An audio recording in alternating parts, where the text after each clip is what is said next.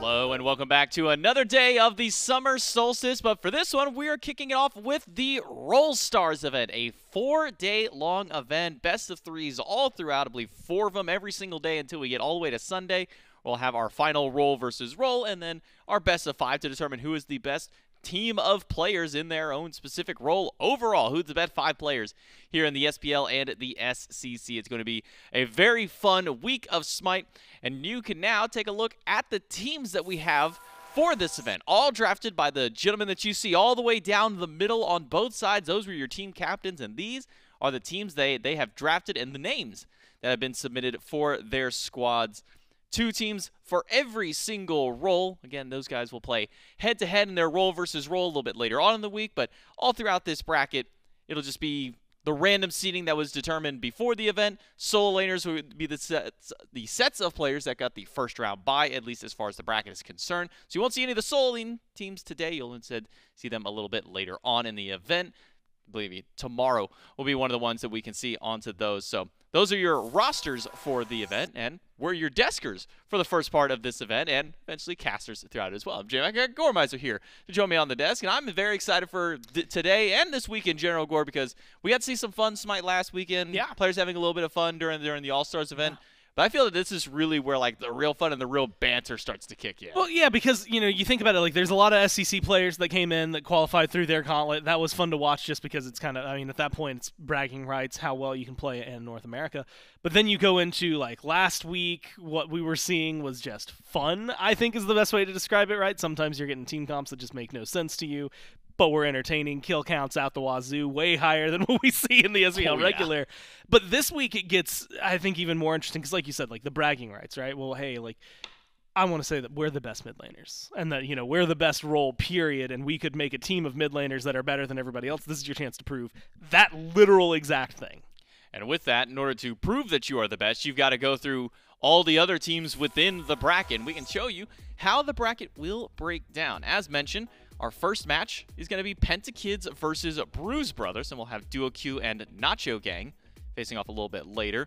And then we actually have a small little shift in schedule. The next match that we're actually going to be doing is going to be a little bit earlier on in that one. I do believe we'll have Unstable Vortex versus the NBKs, and then Awesome Team 408 versus Revenge Tour would be our next one at the very end of the day. So again, it'll be 4 matches today, 4 matches tomorrow, 4 matches on Saturday, and then 2 matches on Sunday. But everything that's going to be taking place on Saturday, if you really want to get down to what I imagine will have probably some of the most smack talk and the most banter between teams, will be those roll versus roll. So your mid versus mid, hunter versus hunter. Because all throughout this bracket, if I'm not mistaken, we cannot have an actual roll versus roll, a same roll versus roll, until we get to grand finals. Yes. And then I believe there might be some change-ups if that does end up being a case there. But based on some of the teams that we've been seeing so far after we got to go through the draft show, that I had some discussion with Miff, you know, said, Miff, what do you think is maybe the bet? Like, who do you think won out this one? And there were a few ones that kind of came to mind from Mifflin's perspective, and I think mine as well.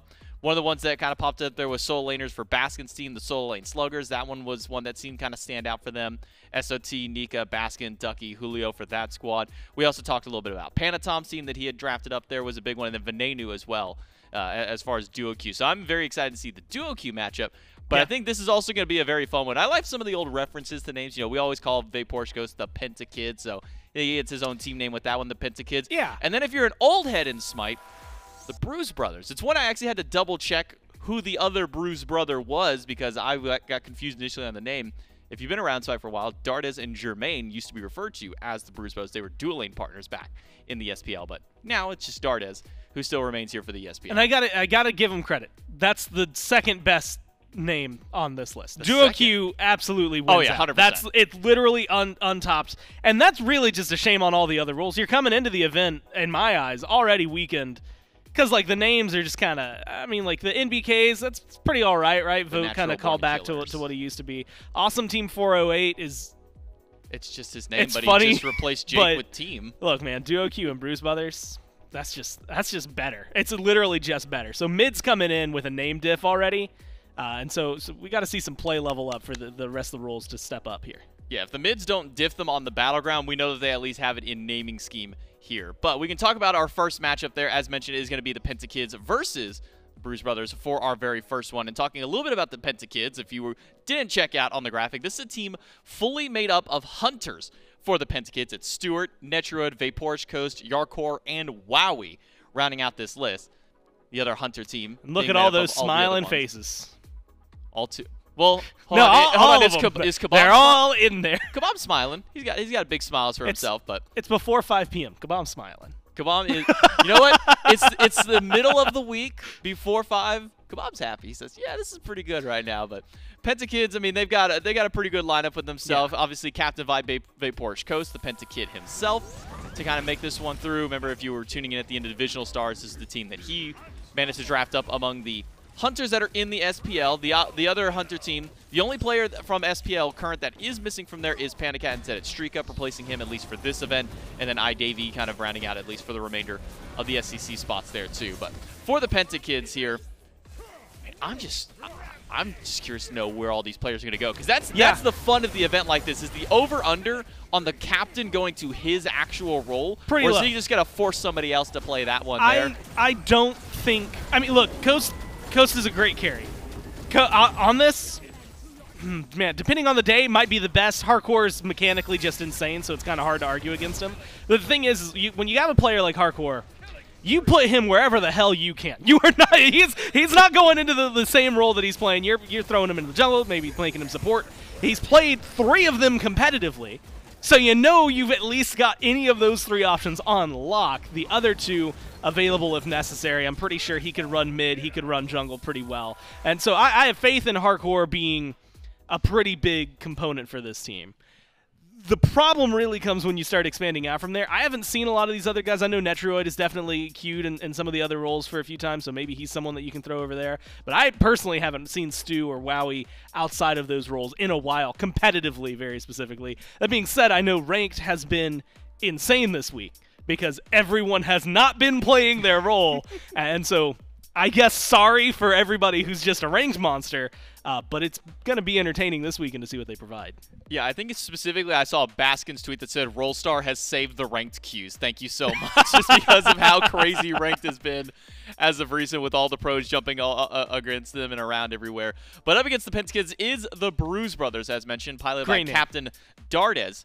For this squad, it'll be BigManTingz, Sheento, Dardez, Paul, and ErupTCrimson for the mid lane squad here, for at least mid lane team 2, 1 of 2 out of there. As mentioned, winning out in the name department, probably number 2, if not the number 1, only behind their other mid lane duo queue. But Bruise Brothers should be another fun one to watch. You have players who are a little bit more flexible. Remember, Dardez has played a little bit differently over his competitive. I think Paul is exclusively stuck to mid, but based on the god pool that Paul has, wouldn't be surprised if we maybe see him flex towards another role. So I think flexibility is where the real fun comes in, because this over the course of the event, we could see, you know, one team starts off, you know, with their standard in game number 1, and then by the time we get to game 3 of a set, things change again. So I'm very excited for where everybody lands out on this team. And we got to talk, I mean, like you said, like the fact that Dardez has definitely had flexibility. Paul is just Paul.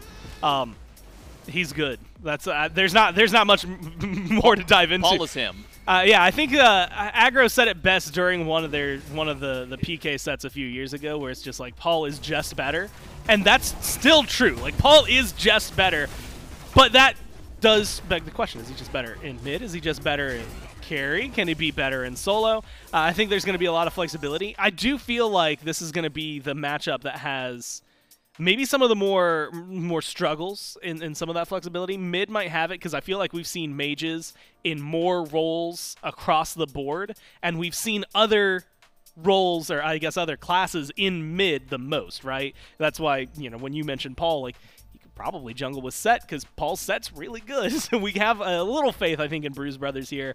Pentakids maybe going to have some questions that are either going to get answered, and whether it's a positive answer or a negative answer, that depends entirely on them. But it is something that I'm really highly anticipating. I also know, like, when we were doing the draft, the supports were, like, really down on themselves and their capabilities. Yeah, they were really negative towards themselves. I don't know what to expect, because it feels like everybody came into it with the idea, like, solo laners were like, we're going to be great, we can play anything, we're the best. Junglers seemingly had the idea that, well, it doesn't matter, we've got the best junglers in the league, so that will win us the game. and you know, like duo queue team at least has a lot of flexibility in it. Everybody else seemed real timid about the fact that they were going to be playing not their role. I think the Bruise brothers get a small leg up just because of what this team has done in the past and where they've been.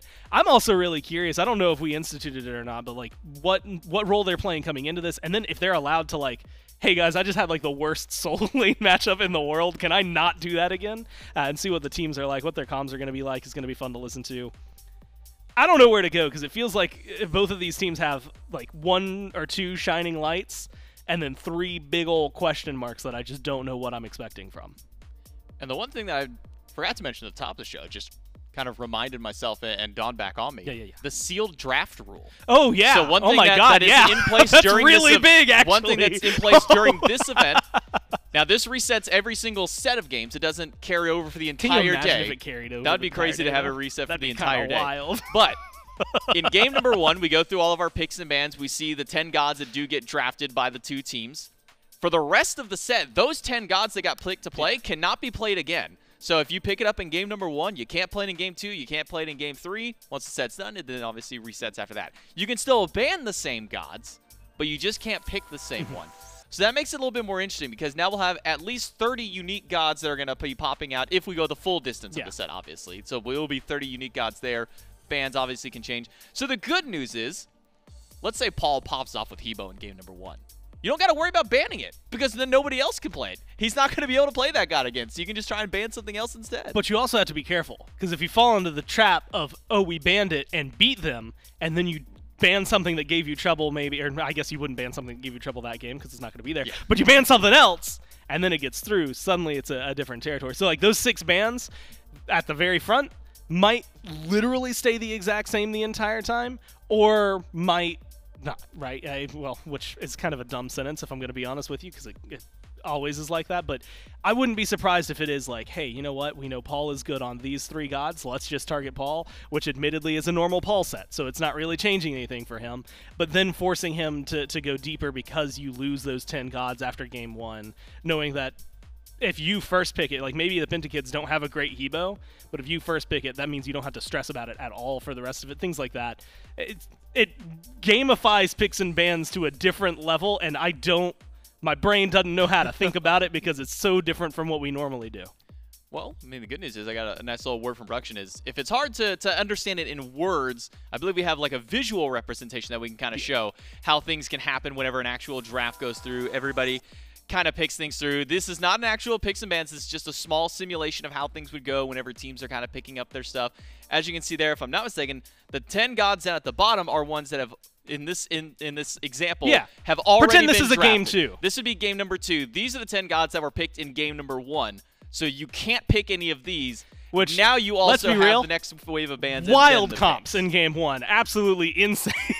I mean, that's a Paul Hebo pick right there if I've ever seen. So I mean, yeah. But then the idea, I guess, would then be, boom, now you've got game 1 and game 2 listed at the bottom. So like those would just, it's essentially just that's the bans. Those are automatically gone. Right. And then you get 6 bans on top of that at the front, 2 more bans later in the draft, plus whatever the other team takes. So like you are going to like dig real deep into god pools here. And the thing that's going to be interesting, because you had mentioned this earlier, it's best of 3s for most of this week where this is going to be. But on Sunday, the finals of this entire thing is a best of 5, and that's where it's going to get the craziest. Because all of a sudden, you are taking out not less than half of the roster still, right? But think about, we see, on average, 55 to 65, like on a good week, gods in SBL. And that's assuming that you're getting some spice thrown in there. There's definitely a lot of like, hey, this is like this guy's very specific pick. This is this guy's very specific pick. And then here are like the 10 meta picks that are getting locked every single game or banned every single game. So you'll get 50 to 60 gods. I think like you'll see 45 on a bad week is usually the lowest number, which across all the players kind of makes sense. This is going to force some really interesting drafts and really interesting choices. And in the best of 3s, it'll probably get crazier if it goes to 3. The best of 5 on Sunday is guaranteed insanity because you know minimum game 3, you're losing a lot of it. Imagine you make it to game 5. That's 40 gods that are going to be gone. plus another 10 10 from the That's ban, 50. so 50 gone. And then per team, you're going to lose 55 because the other team's going to get those. So, like, you're really going to be digging into the trenches there. It's going to be fun to watch. And I think maybe shine a light on where these pros, like, what gods they see, not just after the meta, but after the meta. Like, they're going deep, deep, deep down.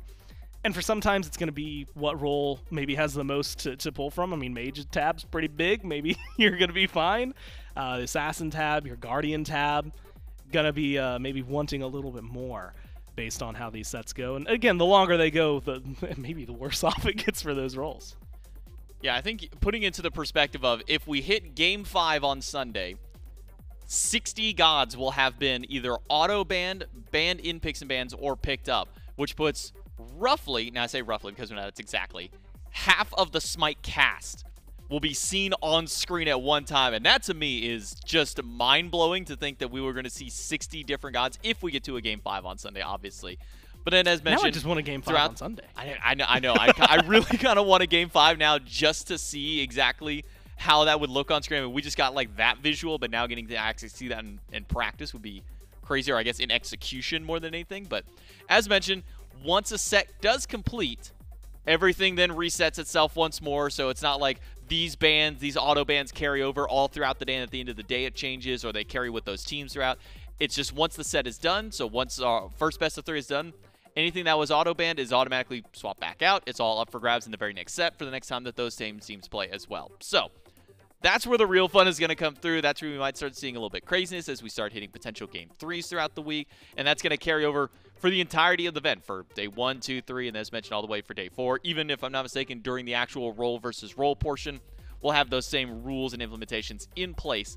So it should be a very fun weekend just with some of those in regards. And again, seeing as to where the players go throughout there. Because I think what you brought up and something that we kind of hinted to earlier is that, you know, game number 1, they sit down and they go and they say, man, I had a really bad mid game. As a mid laner, that's a really weird statement to maybe have had. You're better at mid. Why don't you take mid If anyone on the Bruise Brothers says that, we have way more issues going on than just, like, the people off roll. Right. But they could say, hey, man, I had a really bad game in X spot here. Why don't we swap these kinds of things? Seeing that kind of change, not just throughout the set, but potentially as the week goes on if things get a little bit crazier. So, very excited for the remainder of this entire week. And we are ready to jump into the actual picks and bans for game number 1 between the Bruise Brothers and the Pentakids. The Mages versus the Hunters. Wow, the mid laners versus the carries. Right. So let's be clear. I saw the mage icon. There's at least I 3 or 4 mage. of these guys on the Bruise Brothers that don't play mages when they get the opportunity. If they get the chance, they're scattering. So I actually looked up just to see how many like gods per role we have, because you know we have 5 roles in SMITE, almost 130 some odd gods. Mage have 37 gods. It's a lot of gods. They make up almost a third of the cast. It's a big old tab. That is a big mage tab. We'll have to see how much outside of that you know mage what? tab It's we so actually ridiculous. go. Hold on. Now I got to put some mid lane slander on there. It's so ridiculous that you have that many gods and you still steal from everyone else. Go. You have how many? You just said 37? 37. And then you're still playing assassins and carries and literally anything you can grab. Okay, rant over. That's just ridiculous. Now, so to be fair, though, the supports do steal some of those picks. You know, they steal, like, the Hell, the Aphrodite, Nox, sometimes he said. Jungle steals... A lot of the ones you just said have been losing a lot, though, and I'm happy about it. Jungle does steal Wukong, sometimes solo lane, too. But outside of that, like, the solo laners don't really mess with the mages at all. Hunters, you have the magical hunters, your Olaron, Freya. Chronos sometimes still goes a little bit more towards mid, Soul. All I'm saying is they're thieves. There are a lot. You have that many picks, and you're telling me your best pick is to go to AMC? They've got like 60 gods they can play. Yeah, you have so much. And a first pick Thor for the mid laners? All right, who on this team? If we look at this team, Gore, and if we if we pull back up the roster of the Bruise Brothers, BigManTingz, Sheento, Dardez, Paul, Crimson. Who's the Thor player on the Bruise Brothers? All right, so I'm gonna say Paul just to throw my hat out there. But I don't know if Paul's actually going to play this one. We're going to play a game, and I'm going to type. So I've typed in Thor, and I'm just going to scroll down until I see a mid laner's name on there. And let me tell you, it's not happening. You're going to be scrolling through a few different pages there. Well, you scroll through who our Thor players are. Let's talk about what the Pentakids have already drafted for themselves. King Arthur and Merlin. So they can have very standard compositions so far, at least for our very first game out of everybody. So I love the way this has been approached, because I think the Bruise brothers ban some things that are not only good in the meta, but are good, like that the Pentakids are going to be able to play. And no offense to Yorm, but are also pretty simple on paper, right? You lock in a Jormungandr, you know what you're getting. He's not dying once he hits level 5, unless you're absolutely goofing up. Pentakids do something kind of similar, but it's a little more targeted. The Loki one catches me off guard, which means someone on the Bruise brothers has a mean Loki that they don't want to deal with. But Marty makes sense. Set makes sense. They're all mid laners. Every single one of them has had to play Set in the last like 2 years. Those are the gods that they're gonna have to limit, gonna have to control. And so far, the three, like, everybody should have a Thor, and this includes you listening. Thor's one of the free gods. You should be able to play Thor at minimum. Are you great at Thor? That's a different conversation. I'm not expecting adapting, but you should be able to play him. And I think King Arthur and Merlin are on that list as well. Of like, well, I suck at King Arthur, so that's kind of hypocritical of me saying that. But Merlin is pretty. Look, if you're playing on in the Pro League period, you gotta have a Merlin on you. The burn. Go back to Season 6. You got a lot of mages over there in the duo lane. It feels like they should be able to run this pretty easily. In my opinion, if you want to be a competitive mid laner to any degree, I think that Merlin is one of those gods that needs to be. I'm happy they took it away. You can go to. Like, I think that you need to have a Merlin if you're going to play mid. Also, to talk about the two magical hunters specifically, that almost sheds light. Well, obviously, one that those are two magical hunters that are really good for hunters in general. But those are also two that Stuart played a ton of, and that could at least lead to me that maybe Stu could be one of the ones who's kind of going over into that spot. Those are two picks that he performed really well on, so like the mid band that way. Yeah, good point. Ares Tiamat, though, for the Bruise brothers. Chiron rounds out the draft for the Pentakids. We jump into the second wave of bans, but you got a really good point you want to bring up. It's the Ares, and this is the only thing. I mean, obviously Dardez's name is down there by support, and it's finally given me something to latch onto, which is that it is actually Dardez's 4th most played god overall. What? Oh, I mean, he did play support because he played support for a long time. So that's right. You look at it like the Morgan, AMC, Hera accompanying it, Discordia round out his top 5, but Ares is number 4 on there, 28 games, which is actually tied with Discordia and Sylvanus of all things, but we can ignore that guy for a little while. 50-50 on it though, so you know, you got to ask, does he still have the Ares that he used to have? Is the 50% win rate, the 2.3 KDA that's logged, still something you can rely on? That's the big question for him, because it's been a little while since he played that role. Obviously, a lot of these guys were practicing. I think that he's going to give us a little bit of a treat, and at minimum, you're looking at someone who should be able to pretty easily pull beads and accomplish a good amount for the team, right? Merlin, no CC immunity in the kit. Chiron, you're going to have to use your ultimate for that, or really, really well-timed cleanse to be able to land some things. So it feels like he's going to be able to put a little bit of a bully show on, and I'm a big fan of it. Second wave of bans on her, Hachiman from the Pentakids. Bruise brothers take away Ramen and Naja, taking some of the jungle presence out. Leaves open a Ymir now for the Pentakids, and we're going to take a look at the names kind of popping up, because it does look like we at least have like the initial starting spots for some of the players. We'll get to look at that once the draft kind of completes. But at least from what I gathered through there, we did have Dardez going over into the support role and Coast putting himself in the jungle. So we've got those captains not playing in their specific roles over anything. Yeah. But I saw BMT, at least from what I was able to glean there, was the mid laner this time for the Bruise brothers. Which now means could be scary picks for the remainder of the roster. Chel for the Bruise brothers. So we already have Tiamat, which I immediately kind of, okay, so who is the carry? Who is playing the quote-unquote hunter role for the Bruise brothers between this squad? Chel and Sun Wukong? All right. Who's going to the hunter spot? Thor's got to be in the... It's got to be in the jungle, right? Or solo and then flex Sun Wukong there? Maybe? Who's got the best auto attacks on this team? Ares is definitely support. I'm locking that one in for Dardez. That's just where my brain's got to be. Everything else, you know, I'll figure it out in a second. Instead, use Batz to latch onto. Because Pentakids comp, hey, that makes sense. Top to bottom makes sense. The only thing that's a little weird about it is the fact that Chiron is typically something we see thrown over towards mid. And so seeing that in a carry position for the first time in a while seems like it might be outlandish. But we also got a brief stint of it, I think, last year.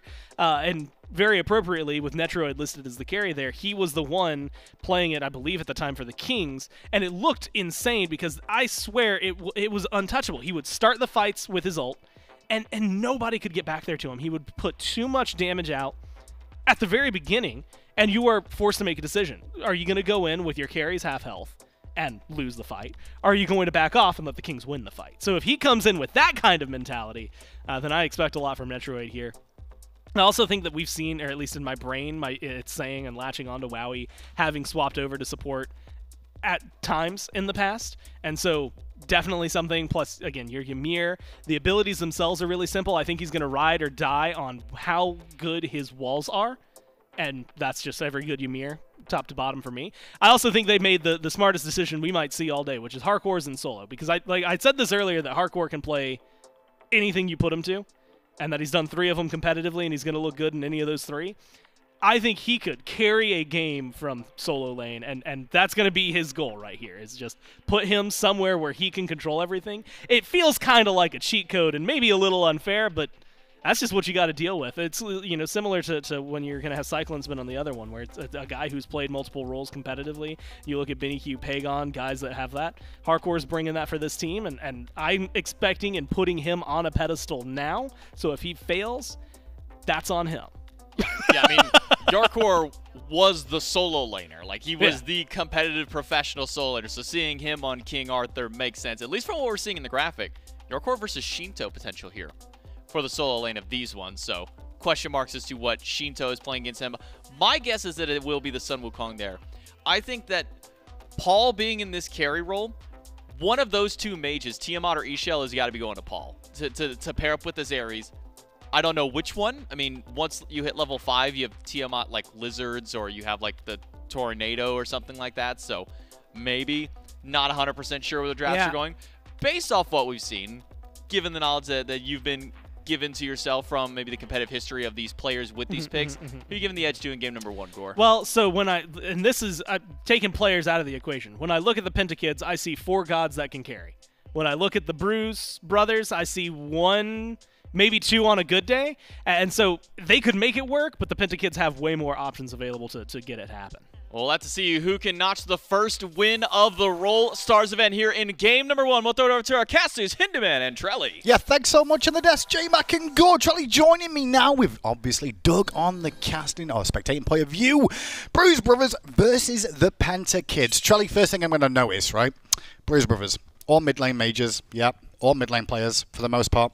Did you notice that the only drafted ability gods this game, not a single one of them has gone for an auto-attack-centric god? Well, I was curious about, who was going to play ADC. Now that we see it's Paul, on and the fact that he goes to Chel, I'm not sure if that's a confidence thing, because we know he has ADCs in the wheelhouse. Sure. We've seen him play Uller, we've seen him play Freya, things like that. So the fact that he went to Freya, either A, tells me that they've got a good matchup. Dardez is, he's played Ares competitively plenty of times, and they just want to get pressure. Or B, Paul's like, I'm not in a hunter mood. You guys threw me here.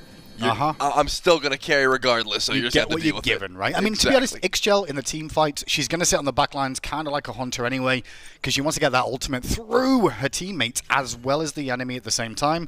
And the W key comp could be good, but they do have to deal with Wowy's Ymir here. I think those walls could be pretty impactful if things go well.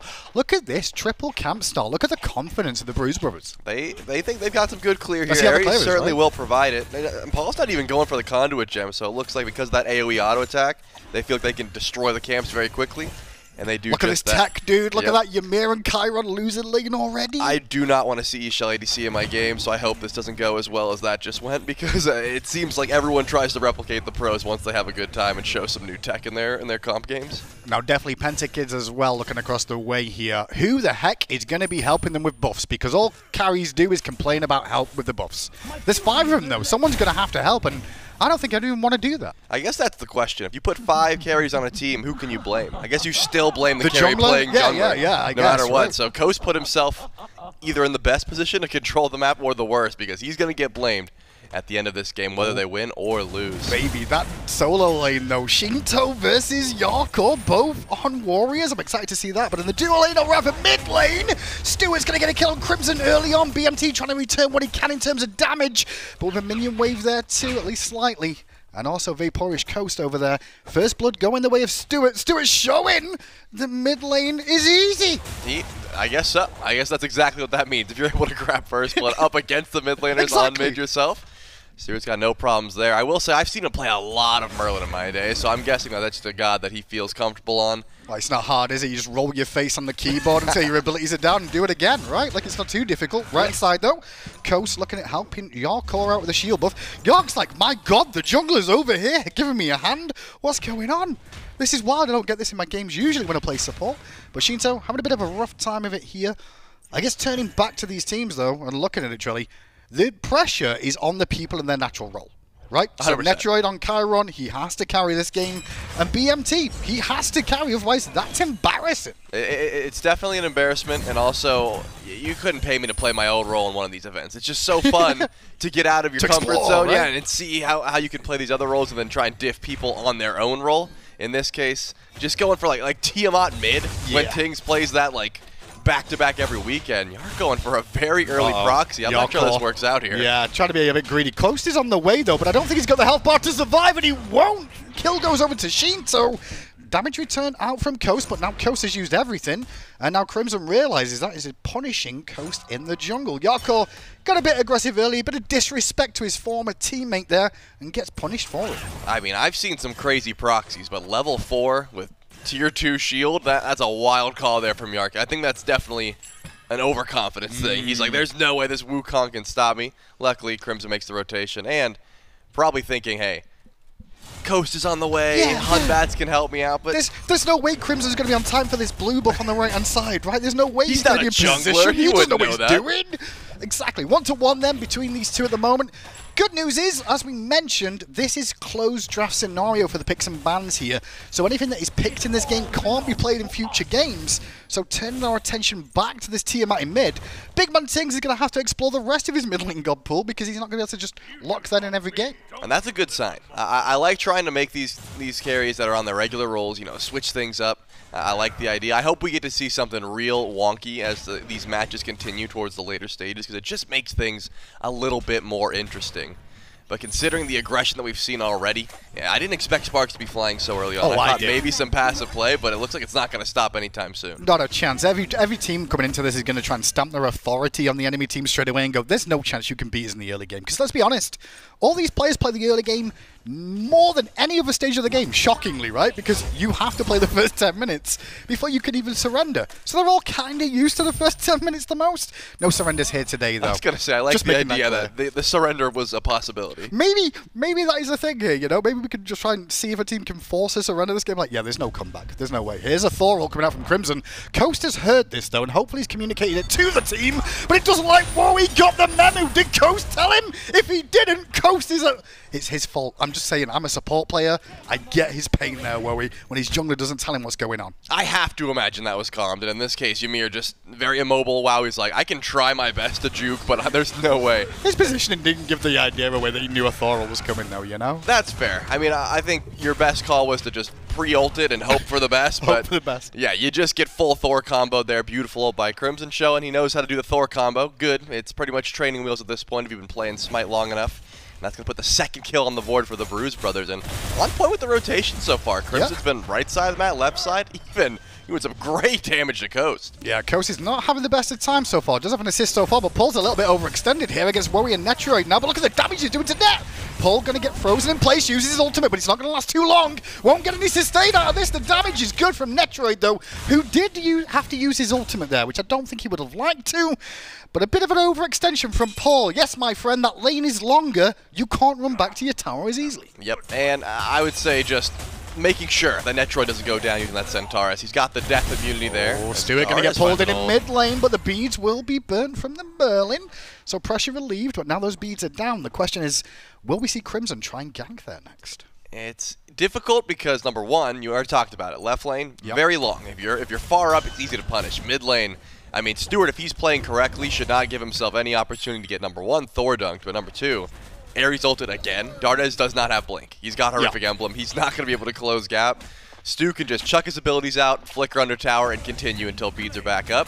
Still like the aggression, though. I mean, that's the reason you pick Ares, to force beads on the characters like the Merlin, for example. As long as Netrioid's not long, he's going to have no way to get out of that ult. Little greedy from Dardez trying to do all the camps, but he might get this stolen away at the tail end of that. Won't be the case, though. Dardez does pick it up. A nice little try out of Wowy there with the wall to separate them. 2-2. All tied up here as the purple buff now pulled once again on this left-hand side. And the question for me really is going to be, how do these solo laners get into the fray? Because I want to see Sheento in these team fights and how he plays them. I would like to see that as well. I mean, the Soul Eater Wukong build has been disgusting if you can get it online. Oh, the amount of damage, dude. Yeah, you rotate in, you've got Somersault Cloud, you poke out a carry, go up into the air, and then you can do it again. Not easy to deal with, and I think that's why Jarcorrr is trying to stay away from Sheento as much as possible. Like, yeah, go for the bully, of course, but just try and rotate out as quickly as possible as well. King Arthur's got a much better time dealing with the squishier characters in the game. Crimson's doing a very good job at the moment of trying to get some early pressure, but in doing so, Coast, who technically hasn't done as much or been as impactful, is ahead in experience. Just shows he's getting a bit more farm on the way, and that's the only real separation and experience. Funny enough, Sheento now with a level lead over Jarcorrr, and I think that's really Jarkorr's own fault for that little bit of a cheeky proxy in early on. Yeah, turns out the level 4 proxy did not pay dividends there for Yark, especially if you're going to get ganked towards it. Coast is here, but even without beats, Sheento should have the reaction time to easily Somersault Cloud the second the ult comes through, but a stun into a knockup might do it. Nice ult though from Sheento. Just a little bit missed time from that Fear No Evil. If it was just followed up a little bit quicker, he would have been able to potentially find the kill, but ults exchanged it on that right-hand side. He did step on a ward too, so if Sheento died there, that's a big mistake from him. Yeah, I'm thinking Sheento is confident, even with the stun into the knockup, would have been able to get that ultimate off, and unfortunately Coast just could not time it quick enough, because he had to jump in. If he had Blink, a little bit different, but the jump has a bit of a wind-up animation, and you fear the ultimate from ErupTCrimson. You have to get the beads, you have to have that CC immunity, and that means your engage is going to suffer just a little bit because of it.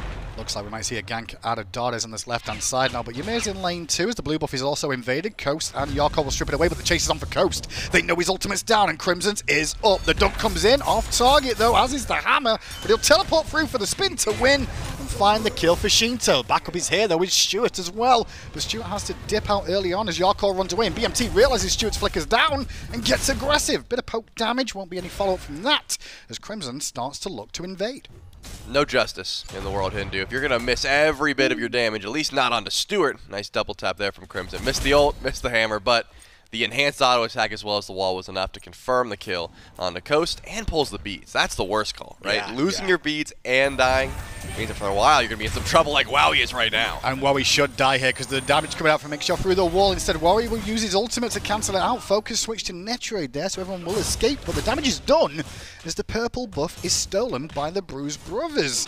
So you can see the gold is a little bit behind in favor of the Pentakids right now, as is the experience. This is still anyone's game. Did you expect a runaway from either team here?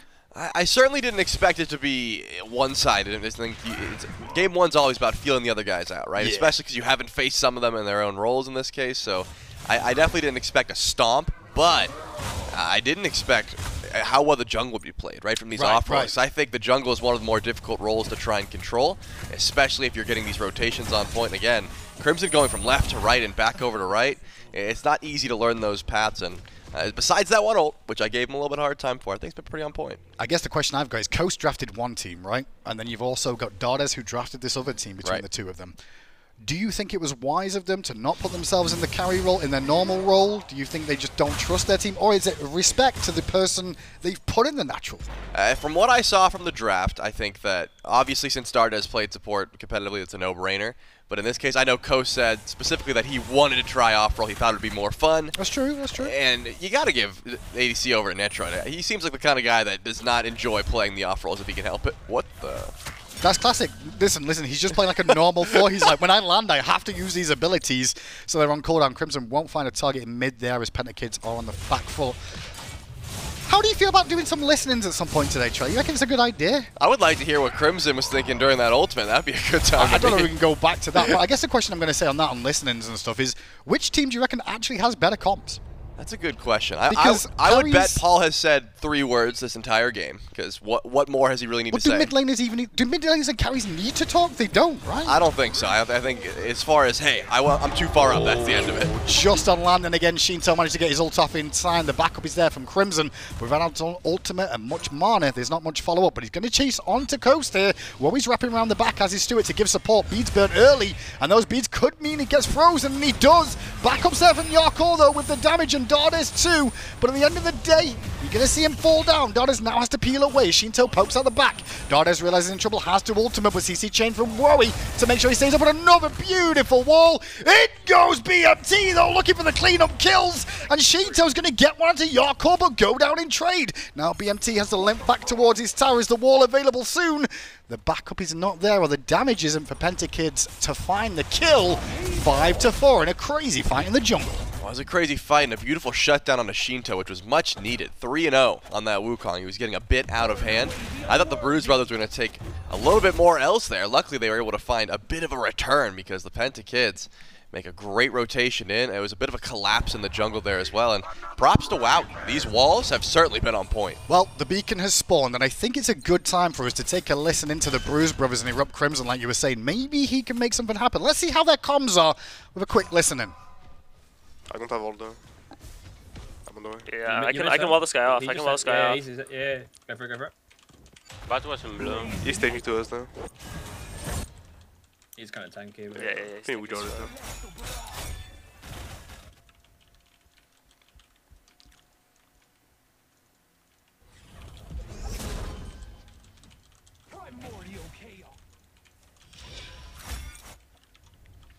Artus is Shield missing, buff's boys. coming out. The shield buff's coming out. I'm on the way. Artus probably proxying on later, rotating. Ymir is coming. Batz might come.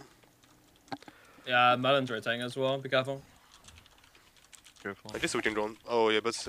Yeah, Merlin's there, careful. They're trying to... I ulted the ult. I'm on the way.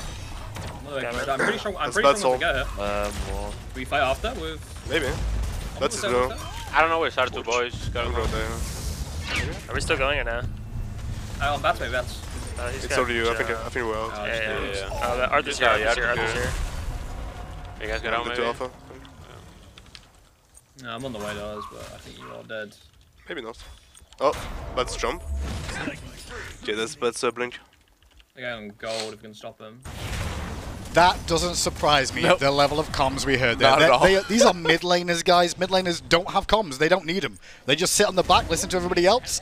But when you put them all on the same team, they don't say anything. I mean, Paul got ganked, walled off, died, and I don't think he said a word. I don't think he said one thing. I don't think he would in a normal game. Crimson, though, he might be saying a word now of like, where's the rotation? Well, they're all in base. Gold Fury goes the way of the Pentakids here as well after that fight, and I'll be honest, I think some roles will be more talkative than others, but it felt like they were all confident is the best way I can put that. You know, you don't need too many comms, but as soon as we listen in, they start to lose. Yep. Unfortunate for the Bruise brothers, and also just a well-executed gank, knowing that, number one, Paul's probably going to be going for his purple buff, and number two, if you build Chiron's coin and breastplate, you don't have that much damage to try and kill your buff and get out safely. And that's one of the issues with, I mean, an E-Shell ADC, we'll call it. You just don't have that same level of auto-attack DPS that a Chiron might be able to bring to the table. And Yep. Paul gets shut down for it. Just great knowledge of exactly when they have to go in for that little corridor. Just want to be clear for you all in your ranked games looking for new spicy tech to bring out. Don't bring out the X-Shell, because it's not even working for Paul in the duo lane so far, so please don't bother running it in my games, at least anyway.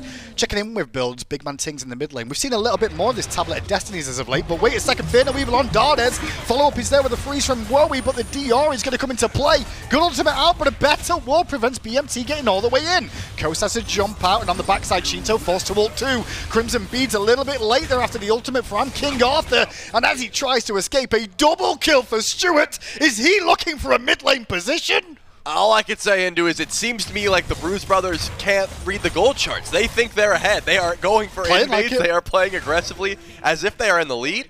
But how can you account for the Netrioid rotation? That might be the big difference maker. We heard the comms. Maybe Paul didn't say, hey, there's no Chiron here. But when there's a 5-man rotation to the blue buff, I guess I can't blame the Bruise brothers for getting caught a little bit off guard. Regardless, though, they don't have the builds online. So many are still building stacks at this point. Without those evolved items, And they're still feeling confident going for those invades. No wonder they're getting bit for it. Full respect to Paul, though, right? He did exactly what the carry that doesn't rotate do. He sits in lane and goes, guys, I'll get you a tower, okay? Like, you know, this is just the way it'll be. But I'm ahead now because of that, or am I? Still evened up at this stage of the game. And with the beacon spawning once again, I wonder if we'll see another team fight. Maybe we should listen to Pentakids for this next one, right? Do you expect their comms to be better? I would hope so. I mean, just because of the fact that they're in the lead. I don't know, dude. The carries also don't talk, apart from when they need a buff help. Right, but at the very least, they can say, hey, you guys want to do fire soon? Cool. Okay, we're in the lead. Let's group up and do gold soon. You know, they can at least say what they're planning to do, as opposed to the Bruise brothers that are like, I just need farm. Please stay away from me. A late game team fight, all the Pentakids are going to be like, I've got this solo laner on me. Can you get this solo laner off my face? We'll find out once this beacon comes up if the Pentakids are going to try and contest, and we'll have a listen in there.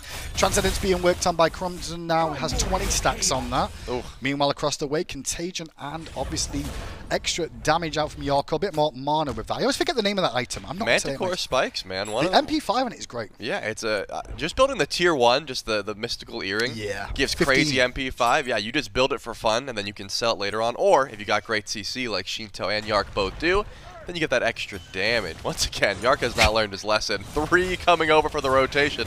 Let's see if they have the damage to bring him down. Well, let's find out. Jarcorrr going to kite them through the jungle. He's back up on the way. Looking at the minimap, no is the answer. So Jarc's got 3 and make it 4 as BMT's on the rotation too. And Jarc is still alive. He's kept 3 of them busy, but the ultimate in from Crimson will at least get the beads out of Jarcorrr. The spin in, and now the overextension from Crimson gets him punished, but he will survive for now. Jarcorrr lives and gank over. I mean, that's why you put him solo, I guess. He's cold as ice. He knew exactly when he was able to beads, when he was able to ult. Because remember, Dardez is there. He's got ultimate. If he gets pulled back in, he's dead. If he doesn't have his beads for that ult for Crimson, he's also dead. And used them perfectly. And thanks to Coast, of course, for a great ultimate. I thought Crimson was going to get turned on. Well, the beacon is up at the moment, and VaporishCoast getting pressured on this right-hand side. Let's have a listen in to how the Pentakids are sounding on their comms. Tiamat and Thor. I have nothing for that guy. He used dash. Yeah. Where to win? We need Oracle tonight. I'm going left though for a bit. I have TP up though, so I can TP if we really want to play gold. Thor has no ult. Thor is super weak and he's level 14. Somebody worry. Yeah, I'm ready for it. Wait, Robbie. We need your next item. Next item is 2 and... Reaver. I'm so close to it. On me. This door blink on me. Wukong is here. I cannot go that way. I have to go safe. Can you play to leave? Yeah, I'm good. It's just Wowy, I'm gonna force them as much as I can first. Play to leave. I'm gonna shove mid. With you. Big damage. I'm fine. Wukong tower. One shot. Wukong. I'm not gonna be there ever. I have damage in 1. I ain't playing gold for gold here. Tiamat was looking at me. I'm coming. And they put gold. They're dead. They're gonna be on gold. They're like low. They can't do it. Just chill. Get farm. Good job. Okay, I'm going blue then. Yeah, just keep farming life. They're not doing anything in gold. Yeah, they're going mid. We're not going to lie, when we're doing that listen to the start, Charlie, we didn't get comms from them at first. And I'm like, man, these guys are completely quiet. This is great. This is a full-on rank game for them. But you could hear how active they are on comms, talking, communicating about what they can do and how calm they feel about it. This is rank 2.0, you know? I mean, I would be confident if I had a 5-0 Merlin, Coast, Jarcorrr in solo lane. Yeah, you know Jarc just 1v4 and was able to get out scot-free. Yeah, I'm feeling the same type of way. At the very least, they're able to shut down and call out targets. I think that's a big, important part, right? He's low, I'm coming in, he's got damage, that sort of thing. You at least, if you have a clear vision of who you should be going on in fights, doesn't matter if you're out of your element that much. Well, Pentakids pulled the Pyromancer for a second, but didn't really have the backup there. Just wanted a bit of a check to see how things were going on.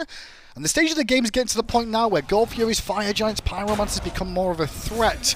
And it's Bruise brothers pulling this first of all here. Ixchel's made the rotation in Paul to this Pyromancer. Poke wars, but no one's zoning from the Bruise brothers right now. They need someone on zone. It looks like Crimson's going to be the one to at least try and poke them back. You can see Wowy just standing in the front forward as he gets frozen in place, but into the sky goes Crimson at half health here, looking for Stuart in the back. You see him eyeing it up. Instead, he just comes back down, runs out of time, I guess. Meanwhile, Pyromancer's still alive. Paul just uses ultimate. Nobody wants to go in. The mid laners don't have anyone that wants to be a frontliner. Or the wild, guess what? carry split pushing. What a shock. No, didn't like anything there from the Bruise brothers. I mean, you see Dardez gets half health just from tanking it up, and now Sheento goes in trying to make something happen. He almost dies before he gets up. And in goes BMT after the fact. The follow-up's there from Sheento with the Jingu bang, and Tingz gets hold of the kill. Finally, the mid laners go, wait a second, who's the front line? Thank you, Sheento. Go in and do your job. Yep, Sheento said, I'm starting this fight one way or another, but finally Netrioid makes the rotation. He's got Centaurus here, beautiful ultimate, and Sheento's getting low. Well, Sheento is getting low, but in the mid lane, Coast is taking a trade too. BMT does take out Jarcorrr. A raid boss is down now, and Bruise brothers might have an opportunity to look towards this Pyromancer. But instead, the beacon spawning too, and Bruise brothers don't really know what to do without a real shot caller, so they're just going to wander back to lane. Yep, they decide to back up. I mean, take your win, right? The Bruise brothers make an early rotation. Paul finally leaves lane. Netrioid is nowhere to be seen for the very beginning of that fight. Does come in through later, but doesn't really matter. The fight has been won. The Bruise brothers are fine with getting a little bit gold to try and catch back up. And I think the correct call was just to back up there. But Dardez, he's not done. He wants to try and pull the beads off of Stu. See if he can find him. Good damage out as well so far with the chains. Will at least get the beads with the no escape at the tail end of that. Beacon coming up too at this time. It means Stuart's got to position himself very, very carefully. I will check in on experience real quick and look at how Coast is already level 20 in this game so far and has had good situational awareness to be involved. But the Pyromancer pulled at the same time by Bruise brothers here. It was Pentakids grouping up around the beacon that's created this window for the Bruise brothers to take in a bigger objective.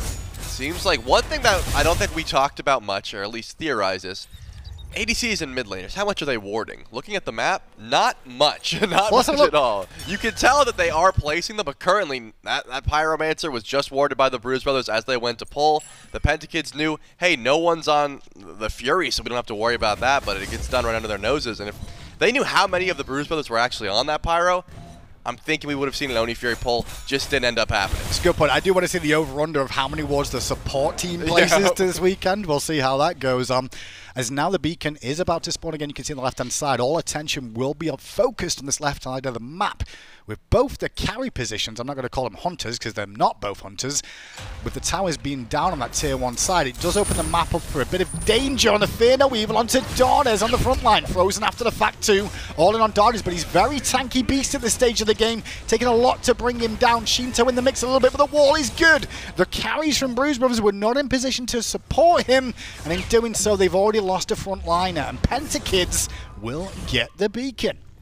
Depends on if the Bruise brothers want to try and engage after this, though. You see the ultimate from Coast doesn't get too much value just onto Ares. Isn't the worst thing. You could think the Bruise brothers might be able to stage a little bit of a defense here, but it's all on Crimson if he wants to ult. It seems like the call, back up. Don't go in for that Oni Fury without Dardez. We are nothing. And they're just going to retreat and give this one up for free. You already knew when Sheento's on the right-hand side and your other frontliner is dead, you ain't going to be getting that objective. So Oni Fury now whittling down some towers, hopefully, for the side of the Pentakids, who are starting to run away a little bit with Game 1. 4.5k gold lead at this stage. Good news is, Game 2, we don't see any of these gods again. How exciting is that? Almost as exciting. I like the variation of gods, you know? Like, seeing a lot of different gods could be great. Coast just ulted a backing Crimson, and he did not stop the back. Crimson, I'm not even sure if he got the voice. It's ping, bud. It's ping, you know? Like at the very least, I like that Coast had the aggression, but unfortunately just was not able to time it correctly. And yes, I'm very excited to see, number one, Tingz off the Tiamat. That's what we've seen time and time again. Dardez maybe on that Sylvanus that we were talking about on the desk. He's got a Nox as well, a Sylvanus. I'm just thinking of his old OG god pool. There we go. So a lot of exciting things as the Titans march down mid lane.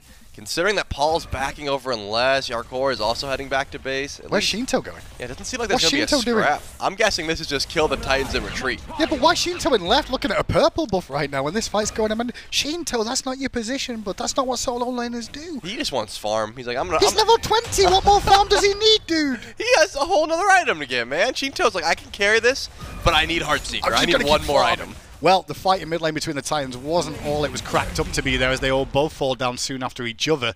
Both just sticking a distance as Jarcorrr now gets aggressive on Paul. Paul a bit more immobile. Good wall out from Wowy here. That Ymir comes into play big this game. Crimson in the sky as Paul gets hold of Netrioid. Why was Netrioid that far up with his team? Crimson has to back away, and in the fight, the chase is still on towards this mid lane tower, but all the damage has been done. Only Netrioid dies in the front line.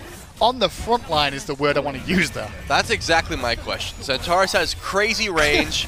I mean, the play was clear. Jarcorr's going to find the stun into a knockup. If you hit 3 Centaurus shots, a Masterful shot, maybe we get a kill, but now Jarcorrr wants to defend this tower by himself. But VaporishCoast wraps around the back with a Fear No Evil. Good damage up, but not enough for a kill. BigManTingz goes in and Dardez gets one onto Wowy. Jarcorr's health is dropping low, but he's still alive as Dardez looks for the chains and finds them.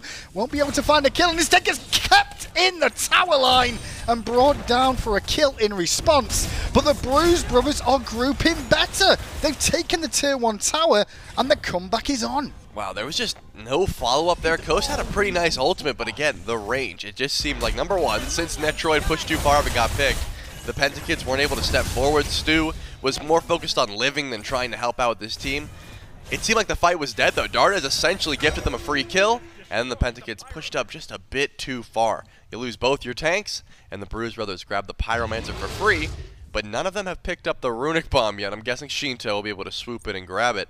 Do they even know what it does? Yeah, I'm sure that as mages, they're just like, wait, we can grab that thing? Now they've got 2. So, hey, Dardez and Sheento can stack them on top of each other. Good confirmation towards the Fire Giant if they ever decide to go for it. You know, if he would have gone to that left-hand side where the purple was with that bomb in tow, he could have done some damage to that tier 2 tower. It would have made sense then. Or he could have used it on the buff to get more farm, which he clearly still wants because Not gonna lie, in team fights, I end up using it too much. I've sold Looking for the big plays.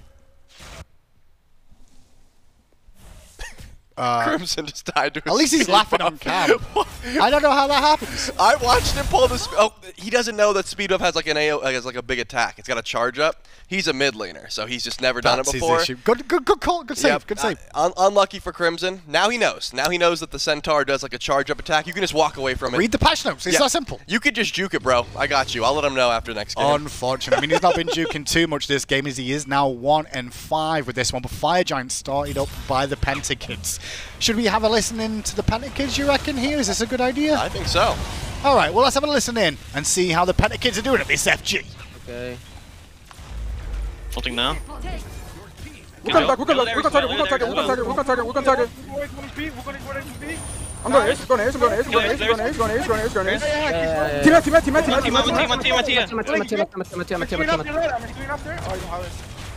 Nice! I'm not gonna Thor maybe up, I'm not gonna I'm gonna I can tank this for you, can you kill it?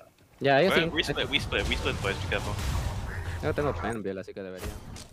Not gonna lie, that was very reminiscent of some very old SK comms from once upon a time. Just say the god's name over and over again until it's dead. I think that's a Stu diff. If they didn't know that Tiamat was the target. Stu comms, dude. Yeah, like, you hear Stu that? was on point. I think Stu's like, you know what, I'm 7-0. I'm tired of us losing fights. If I don't tell them exactly who to go on, these ADCs, they don't know who our target is, so I got to make it known in these comps. On top of that, right, this kid wasn't even on a team at the start of the year. You know what I mean? Like, Stuart wasn't even on a team, and now he's like, look at me in mid lane, 7-0-7. This god's easy. No problem. He can do it all. And if you guys haven't figured that out yet, there you go. Now you know. Stu's got the comms. He's got the positioning. He's upgraded his relics as well. What is going on? It's crazy. Wow, he actually knows the tech, too. I mean, he was worried about the ults from Crimson and from Dardez. He said, hey, I'm going to make sure my beads are on point. It has not died yet. You'd think in a matchup like this, the Merlin would be an easier target to grab, but I suppose because it's just Sheento doing the diving, it's too difficult to try and get to Stu. This Merlin's been elusive. Yeah, I mean, they do have the Merlin, so they do have the Thor and the Ares to try and get to him, but they've not managed to really close him down, and now Pentakids with the FG going to take the Primal Fury group up towards the left-hand side. Have Jarcorrr do a bit of split pushing mid, because we've already know they can't kill Jarcorrr on this team. Look at what Blues Brothers are doing. They're realizing they're going to have to surrender some stuff. They're going to at least look for a cheeky tier 2 tower on the right-hand side and trade, but they will have to come back for the Phoenix at some point if we see the Pentakids continue.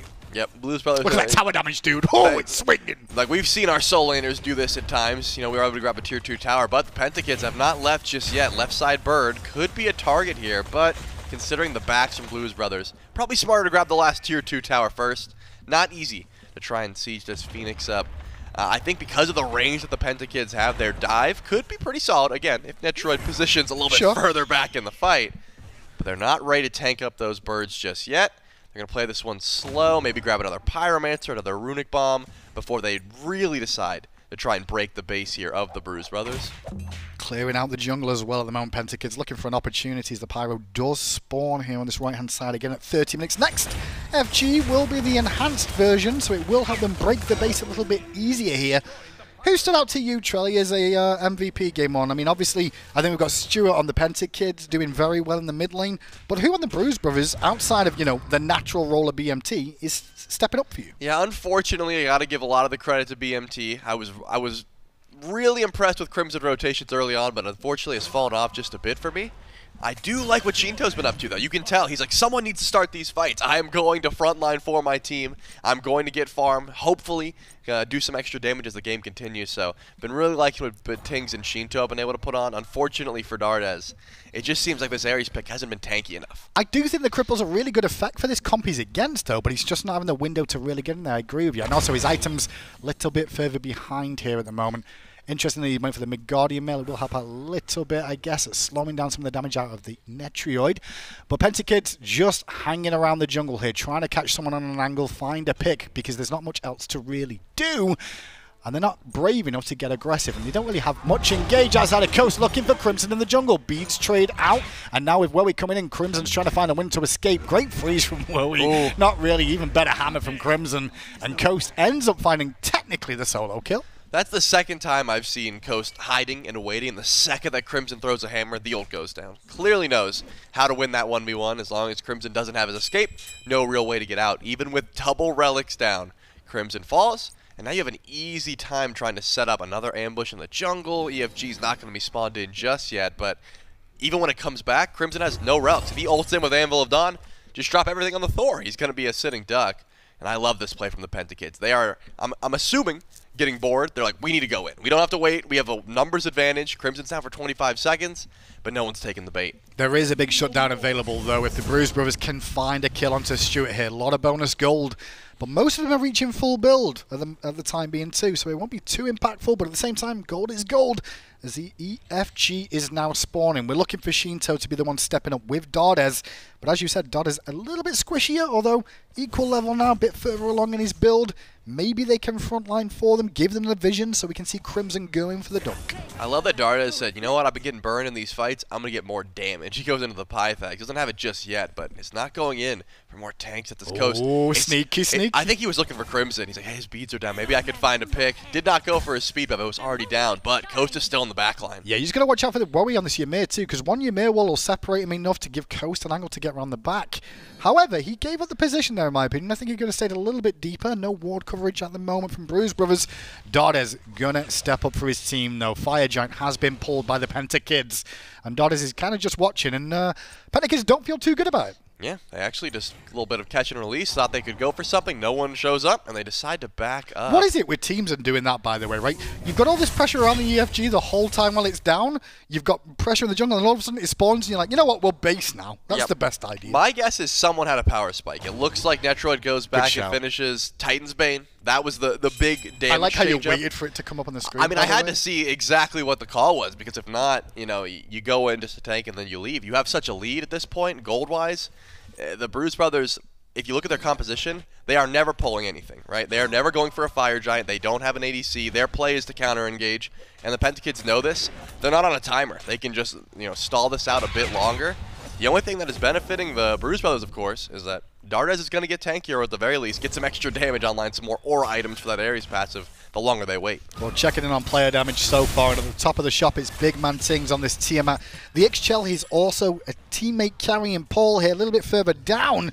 Goal Fury being started up by Pentakids here as 3 members stay zoning, but Sheento knows, and Sheento looking for a steal. Can he find it? Jingu bang! A little bit too late. Fear no evil, though, in trade isn't terrible, though, in the option on that. But all the while, right-hand side, a bit of a look towards the FG, or rather poke, as now the Pyromancer's up and Bruise brothers start to commit to it. They made a pull.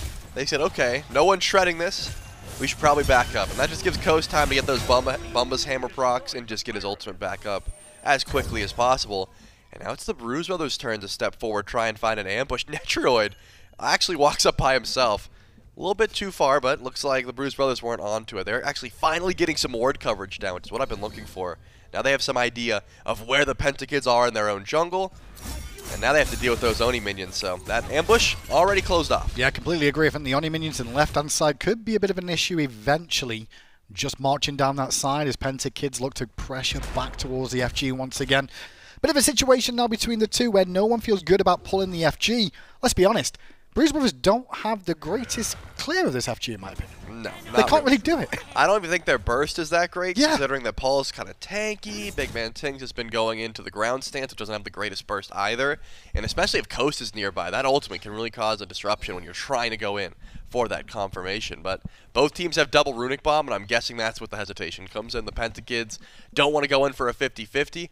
And they've decided they're going to play for a pick at some point. Jarcorrr takes a lot of damage. He does, but a good wall from Wowy will get the ultimate out of Crimson in trade. He took a lot of poke for it. Now they're trying to all in onto Wowy, but a Fear No Evil separates him and keeps Wowy alive. Paul took a ton of damage there from the Chiron, but look at this. Sheento wrapping around the back, looking for some pressure. Dardez blinking in. They're trying to get to Stuart. Look at Dardez just honing in on that Merlin. All the while, Netrioid gets left alone, and Crimson and Sheento combine for the kill. Wowy should fall soon after to a Jingu bag with a chase down from Sheento.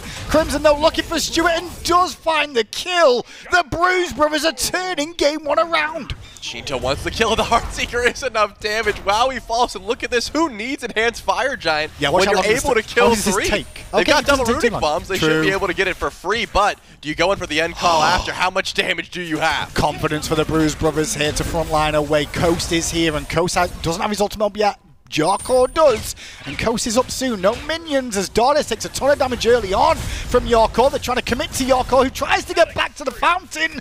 Won't find the answer though and ends up falling down, and it's Coast versus 5. Sheento's first to fall. The overhand slam does damage to Tingz, but not the prime target. Sustain coming through from the Chel, and now they realize they can't end. Yep, 10 seconds until Netrioid is up, and the Bruise Brothers have to back up.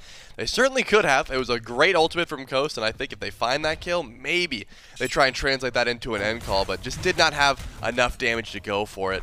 And I would not be surprised, Hindu, if we see the same dance once again. Just because you get that right Phoenix down doesn't open up the map as much as you would think. It's so close to EFG. What's the point? Definitely the easiest one for them to defend as well, just to be able to rotate round. And you could just send Coast there too, you know, clear out the minion wave, be able to still activate on the backside. But that for me was an interesting fight because Sheento was in left-hand side the whole time and then wraps back towards the FG to force that fight at the tail end. It was Wowy stepping up from the Pentakids trying to make something happen there.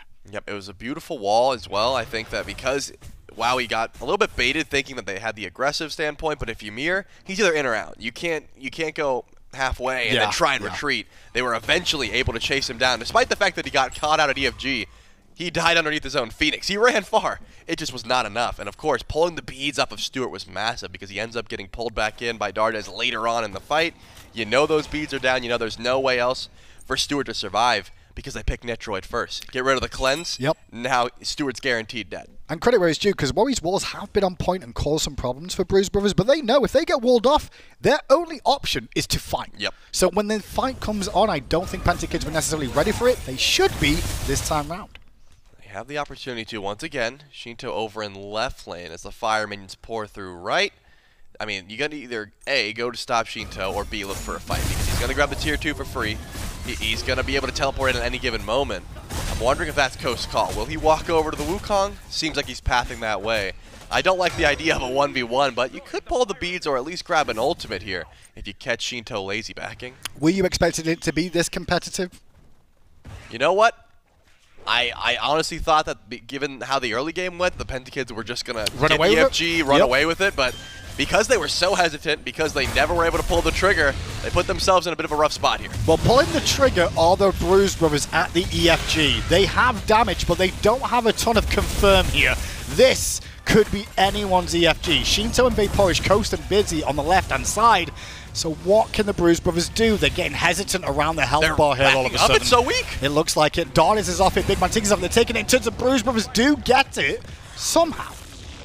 I'm amazed. I mean, number one, they tried to reset. It was so weak, but I guess Paul's on point, and Coast is still trying to find the 1v1 with Sheento. Can't find the kill, but Crimson comes through off the point with the wall, so Coast is not in combat. He's able to blink out.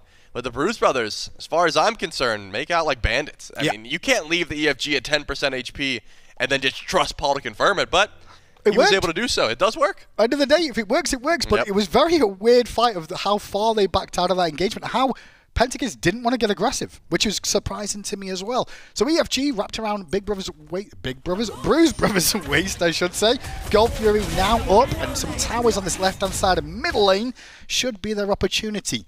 No pyro bombs available at the moment for the Ruminant bomb, so we'll see how this Phoenix Siege happens. And with Sheento, with Crimson, they do have some good opportunities to split push, as we've already seen. They certainly do. Luckily, the right side bird has respawned here for the Pentakids, so once they clear out that last wave of fire minions, they're not going to have to worry.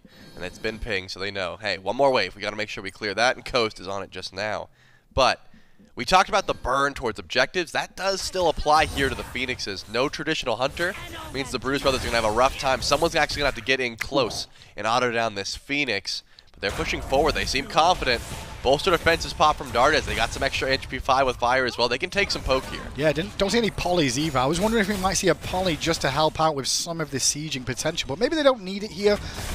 The gank attempt is being formed in mid lane, though. You can see Crimson and Sheento looking for the split push to find the tier 2 tower. Siege will soon begin. Certainly will. Jarcorrr gets poked out. I can't tell if it's going to be the mid-Phoenix play, a split push of some sort, because the Bruise Brothers, again, they don't have that linear form of engage. If Dardez blinks forward, he could just die. He could just be shredded that quickly because of how late-game Ares operates. But they're completely split up here, doing a bit of a 2-2-1 push. Yeah, keep an eye on Wowy as well, because he does have that Sunder available. So if he gets a good Sunder on Dardez if he went in, that causes some problems too. 2 members left, 2 members mid, 1 member right now with Sheento looking at that weakened Phoenix. Paul and Dardez staying grouped together. Meanwhile, Sheento's whittling down that Phoenix. He wanted to see a bit of a damage check at how much he can do. I mean, he might be able to do it over time if he gets the window to do so. And Pentakids are trying to keep their eyes on the action too, but Wowy's already lost half his health here on the left-hand side. I mean, there's only a minute and 30 seconds left on this EFG. I'm thinking Sheento should be able to grab right Phoenix with his ultimate, but he could die for it if he uses Somersault Cloud. And because of that, the Bruise Brothers are not stepping forward. They're poking out, seeing if they can get some good damage, and then backing up. And Paul, I mean, he's too scared to even walk into the Phoenix. This means that left side bird should not be going down here, considering the Pentakids don't even have to go for that much of a defense. Paul got 2 auto attacks off onto the Phoenix and left-hand side. Sheento can't get anything off on the right as Jarcorr's there to defend. And Jarcorrr has lost most of his health to Sheento, and Sheento's looking for a solo kill over the top. Now, take into account, it was with an EFG, but former teammate down is now Crimson under pressure from Stuart, but good backup from Sheento won't be enough. Victory ultimate out of VaporishCoast to realise that they do find the kill on Crimson. On the left-hand side, the Phoenix will ball. Sheento will find the one on the right-hand side too. And the base of the Pentakids has been broken. Yeah, but Coast still wants to find this kill onto Sheento. Misses the up-down, which means Sheento should be able to get those transformations down and actually have a good chance at 1v1 in Coast here. If the Tiger Stun connects, that should be a kill. But the beads and the Bloodforge shield as well. Coast is just fine. Just embarrassing people at the moment with that, especially after using his Fatal Evil on the air. Middle Phoenix will still stay standing though, as without a carry they can't whittle it down quick enough, but the damage is done. The team with less kills at 43 minutes in is winning this game so far handily. Did you expect them to go for a 3-way situation there? I mean, the push was odd, but I guess you have EFG, you have to break the base somehow. I'm just really concerned, number one. I was going to say, you know what, Coast is an ADC. We can let him off the hook for missing that ultimate, but it's one of the biggest ults in the game. I don't think I can let him off the hook for that one. Catch a little bit of it, yeah. But then, I mean, Dardez is 20% HP, and I'm pretty sure Netrioid whiffs all 3 shots of Centaurus onto an Ares. Like, you don't have that much movement. Should have been a relatively easy kill to try and find.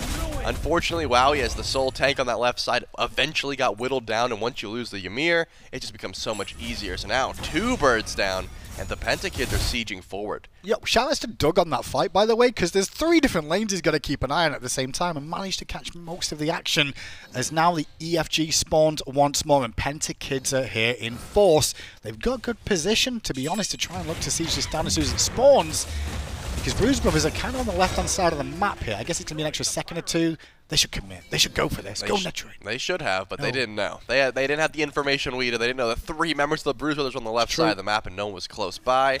And because 2 fire waves were essentially pushing into their base, the Bruise brothers didn't think they had to be here on respawn. Do you defend this though? Because 2 Phoenixes down, only middle Phoenix up. You've got to defend, right? Surely this is the gameplay? I would think so. It's an easier call to make because you got no waves to deal with, but Fire Giant's burning quickly. Half health on the FG. Wowy already lost his Magi's to make sure he doesn't have CC immunity. Round the back comes Jarcorrr. They're looking for some damage. Look towards BMT, who jumps away, spins to win, and gets prevented by the wall from Crimson. Fear no evil out from Coast, though deletes Crimson for his discretions. 3 members of the Pentakids low, though, as Sheento dunks in to find one. York takes out Paul, as BMT takes out York, and the craziness double kill for BMT has left Coast all alone in the jungle.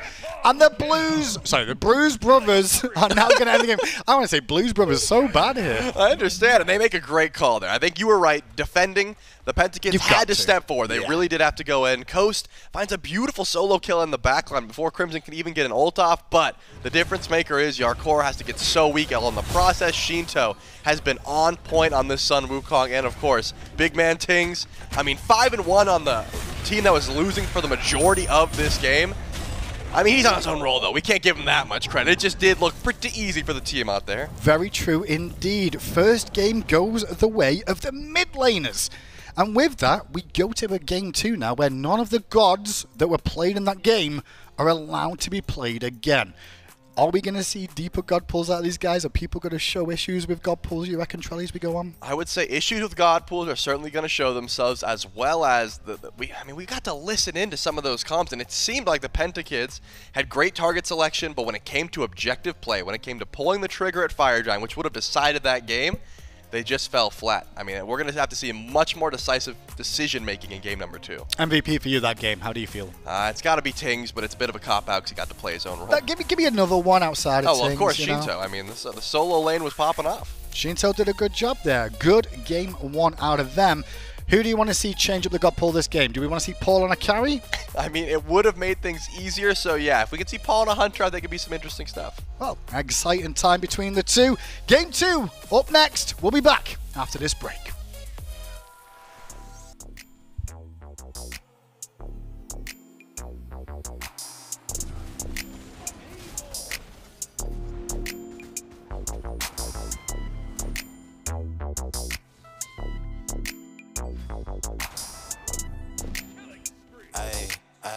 Yeah, look, stay on leeching for the energy. I ain't worried, give a fuck about the enemy. Beat it, got them thinking it was 10 of me. That's why tonight I'm on the weed, not the Hennessy. Lying, but I tell you how it really be. Drop the game, I could sprinkle for infinity. I'm the player of the year if I do say, cause I treat a Saturday like a Tuesday. Came through with the sauce for the soul food. Eat good, smoke great, that's a whole move. Whole time, half time for the smoke break. In the mission, from the mission for the long cake. Laced up, rope chain, got my tongue tied. Top down, out, let them sun dry. I'm that and I said it before I had proof. Can't believe it till they see it, that's a sad truth. Hey, I be out of town all the time, out of blood rush. You be out of line, out of bounds, out of comeback. I be out of town all the time, what it does that. You be telling lies in your rhymes, where your fun's at. Mailbox money in my real name. 30 years old and they still lame. Tryna kick it in the H like a field goal. Touchdown with finesse, that's a heel toe. Look, what you thought? Think better. Sundress, no drawers, got the seat wetter. Got my suede jumpsuit for the wind chill. Hot girl, but she blowing like a windmill. Truly, I ain't got a flex for the routine. Too clean with a plate full of poutine. Worrying about me can't help you. Way better when it's heard and it's felt too. Get my weed from the west, gold from the south. Show them how to make them triple O's from the couch. Counting on luck ain't a life plan. I'ma have the last laugh for a lifespan. Hey, I be out of town all the time, out of blood rush. You be out of line, out of bounds, out of comeback. I be out of town all the time, what it does that. You be telling lies in your rhymes, where your fun's at.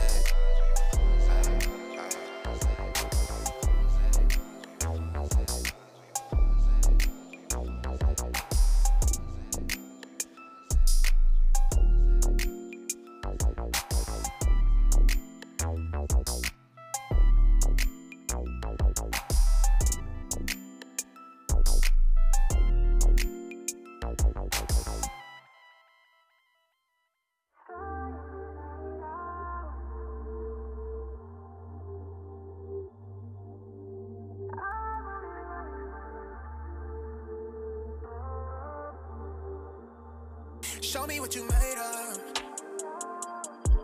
You know what I came for. I see the real you. You should let her out that cage more. I've been playing it cool, but couldn't lie to you. You know what I'm waiting on. Waiting on. Waiting on. I don't wanna wait no more. No more, yeah. More. Who had you down for the count when you needed it? Breathe it, just got too hard on your mental. I've been around at some time to care them bills. When you had them clashes, remember you knew me before the back. You seen the vision, you know me for showing you things. Knew how to rip it apart, you let me inside. I pick up the pieces and place them. Come treat me right, I know you excited. Know what I like already satisfied. You've been on my mind, I don't wanna hide it. Or fight it. Slide in the night hour. I want it right now. Wanna spend this time on you right now. Tell me, can you slide on me right now? What you want now? Can I fall through? It's on you. Your body language clear to me, but I need you to say it to me. I got a good time, been long since you had one. Been at the head down to the racks come. What you want, can you slide on me right now? Got a little something for you when you're back home. Yeah, we don't need to talk, your body on me, already saying a lot. You been on edge, you really doing the most. I've been on plays, I'm done being a ghost to you. Sometimes I get tested, these hoes on the play, but I keep it together. You know that you get what you want when you selfish. I pick you up, you can slash in it back. As long as you tell me it's mine, I'm possessed. I know how you like it, I'm all in your head. I'm embedded in your bed, let's till we crash the connection. I got a thing for you. The way that you do it, you do make it hard to go out of range from you. You know what time it is. I'm on your line again. Pull up in 5, I throw you the vibe. You show me the things I miss. Come treat me right, I know you excited.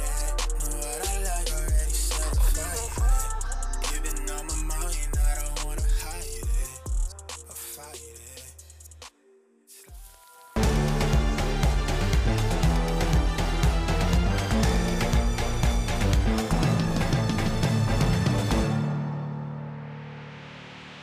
Hello and welcome back to the Roll Stars event. Our first game of our first set here between the Pentakids and the Bruise brothers comes out with a win for the Bruise brothers. But before we break down that game, before we go a little bit further into our day, I want to remind you guys they do have a very special fundraiser kind of going on right now. If you do !HCF in chat, you can pull up all the information for it. But all proceeds for Maui, the god himself, and Maui skin sales will all be going directly to HCF, the Hawaii Community Foundation, for their Maui Strong Fund. So if you go into game right now and you buy Maui or you buy any of the skins pertaining to Maui, all those proceeds, 100% of them, will be going over to the Hawaii Community Foundation. That ends today. Today's the final day for that one, so make sure that if you're going to do that, jump in on it today. Also, with that link, there's a link to their website if you want to make a direct donation at any point there. So make sure you go and get that done as far as purchasing the god and whatnot and being able to get those proceeds over there. So game number 1 now concluded, though, between the Pentakids and the Bruise brothers. And Gormizer, this one did not start out well for the Bruise brothers. No. This was looking like a case of, man, we're probably out of here in about 30 minutes or so, but Crimson finally gets online with the Thor, gets his dunks in after taking a long break from as we walk by him and says, man, I haven't played this god in a few years, essentially, in any kind of competitive setting. Finally got the wheels turning a little bit, was able to get himself some nice ults at the very end game, and the rest of his team able to pull through and find a win for game 1. That was about 35 minutes of Thor warm-up is what we saw. I mean, like, there are moments where let's just call it what it was. There were team fights where, like, Jarcorrr was 1v4. It wasn't 1v4. He had a little assistance in that 1v4 and getting out of there. There were some fun times for him. But it is really, I want to say, unfortunate for the Pentakids. They won, I would say, 87% of the game, right? They got down to the Phoenix line. They had FG, sub 30 minutes. Feels like they're doing really well. And the issue was, and I had looked at you and said this, and it's just the push power of the Bruise brothers for a comp sub 30 minutes isn't known for knocking down. Wait, what? That's what one of his deaths was? Yeah, that's what one of his deaths was. What? Look, I'm telling you, it was 35 minutes of watching him warm up on Thor, okay? That's not a joke. It is legitimate. That is exactly what we just watched. And then he warmed up and started to hit some things. Sheento, I think, looked really good as well. But their comp was really good at defense for the early portion of it, despite not being maybe great at pushing. And then they got to late game builds, and at late game builds, you just win some team fights, get an EFG, anything's you know, in your wheelhouse at that point. So they just outlasted the Pentakids. And I'm gonna be honest with you, J-Mac. After the first 20 minutes, I was not sold. We're looking at 8,000 gold separating these two teams. We're looking at, you know, 3 Phoenixes exposed, not getting pushed down quite yet by the Pentakids, but they went in for a 50-50. They lost that 50-50, and from that moment at that FG where they just didn't get it, it was over, right? You just feel the Bruise brothers, even when they didn't accomplish much, got a lot done. And I can't believe I'm saying it, but like 4, 8, and 7, you know, that Thor, those 4, that 7, that was the most important part. Those 8 were just goofy. Yeah, that was a 1 and 5 before that. Yeah. So ended kind of, you know, a nice little 3 and 3 there. I mean, there was a point where I turned to you, and I'm just gonna say, because now I can't say it in the funny way I was gonna open the desk with, but instead I'll just say there was a point I was gonna walk up and say, well, it's a good thing for the Bruise brothers that Thor can't be picked up again. But yeah. Crimson made it work at least at the very tail end of it. Took him some time to ramp up. It's still a good thing that they can't lock it in again. Like, let's be real. Because now he's warmed up on it. Now he's warmed up and ready to go, but he's not allowed to play anymore. Neither is any of the 10 gods that we saw in game number 1. Those are all now. It was still 4 and 8 at the end of the day. That's all I'm saying. Like, yeah, it looked pretty good in the last 5 minutes. Still 4 and 8. Yark went 4 and 7. Yeah. He's the solo laner. Yark got soloed by Sheento. He got soloed by his former teammate in the role he was built to he wants play. to look. The propaganda machine said that Yark left. We really know what happened now. Yeah, Sheento like, you don't do that to your ex-MVP world solo laner unless there's some bad blood behind it. Game number 1, a good showing of at least the tenacity of the Bruise brothers. They win that one out. We jump into the Picks and Bans game number 2. As you can see, unavailable gods there. None of those 10 gods can be banned or picked here for game number 2. Everything that we saw banned in game number 1 can still be banned again, or it can still be picked, but those 10 guys you see on your screen, those are the ones that were played in game 1, and so they cannot be played for the rest of this set between these two teams. Bans are going to remain largely the same for now. Still a Loki on the opposite side, Marty and Freya, but Hebo now joins the mix. They said, okay, well, we got Paul away from a decent one of his picks, but now Paul can't play that one again, so the Pentakids say, well, we should probably ban away Paul. They take away 2 of his top picks. To me, this makes me think the Pentakids might want Set, because if there's any god that has played 3 roles, Set has gone jungle, mid, carry, right? He's definitely bounced around it. If not, you run the risk of letting that through, something that Paul has been great at in the past. If you're going to go ahead and throw 2 bans over at Paul, you might as well ban something out and try to control another one. Look, there's 3 gods you don't want Paul on, and they ban 2 of them. You have to go for the 3rd, and it works so well for them because it can multi-role, right? So not only is it something all of them should have experience playing, but we have seen Set in 3 different roles competitively, and all of them have been in a role where they should have to play it. So it feels like it all lines up just to make sure that this will be a good pick, and it doesn't give anything away. That could be a Set mid. That could be a Set jungle. That could be a Set carry. There's no meta correspondence that can apply, I think, to this weekend. And so it's just going to be who plays it best and who they feel most comfortable with letting have it. Paul's over there in the carry role. He played the E-Shell. The lane didn't look great, but he got there eventually. Throw him on Set. Let him carry. Well, let's see how it works, though, because it will be set for the Pentakids this time. So no Set going to be going Paul's way this time. Who was their carry? Pentakids. Pentakids? That was Netrioid. I was too busy looking at Stu and mid. That was Netrioid didn't matter that game. Stu was the limelight. Yes. That's got an okay set. Stu went crazy. Stu was like 7-0 at one point. Stu actually popped on the Merlin in game number 1. Unfortunately, we don't get it. I was going to say, I hope we could see it again in game 2, but no, we don't get to see it again in game 2. Instead, Set, Cernunnos, Cliodhna, at least for the top 2 of the Bruise brothers. Pentakids will grab Jormungandr and Terra for their next selections here. So Jorm over to the solo lane, Terra for your support, I would imagine. It was the Pentakids who were playing a much more standardized style of composition in game number 1. More traditional looking comp, I should say. Where the Bruise brothers were doing things a little bit wackier. So now I wonder where Paul goes, because you have taken away 2 of his top 3 most played gods, the Hebo, the Hel, both removed. Raijin is his next and kind of in that top 3, but haven't really seen Raijin in a while.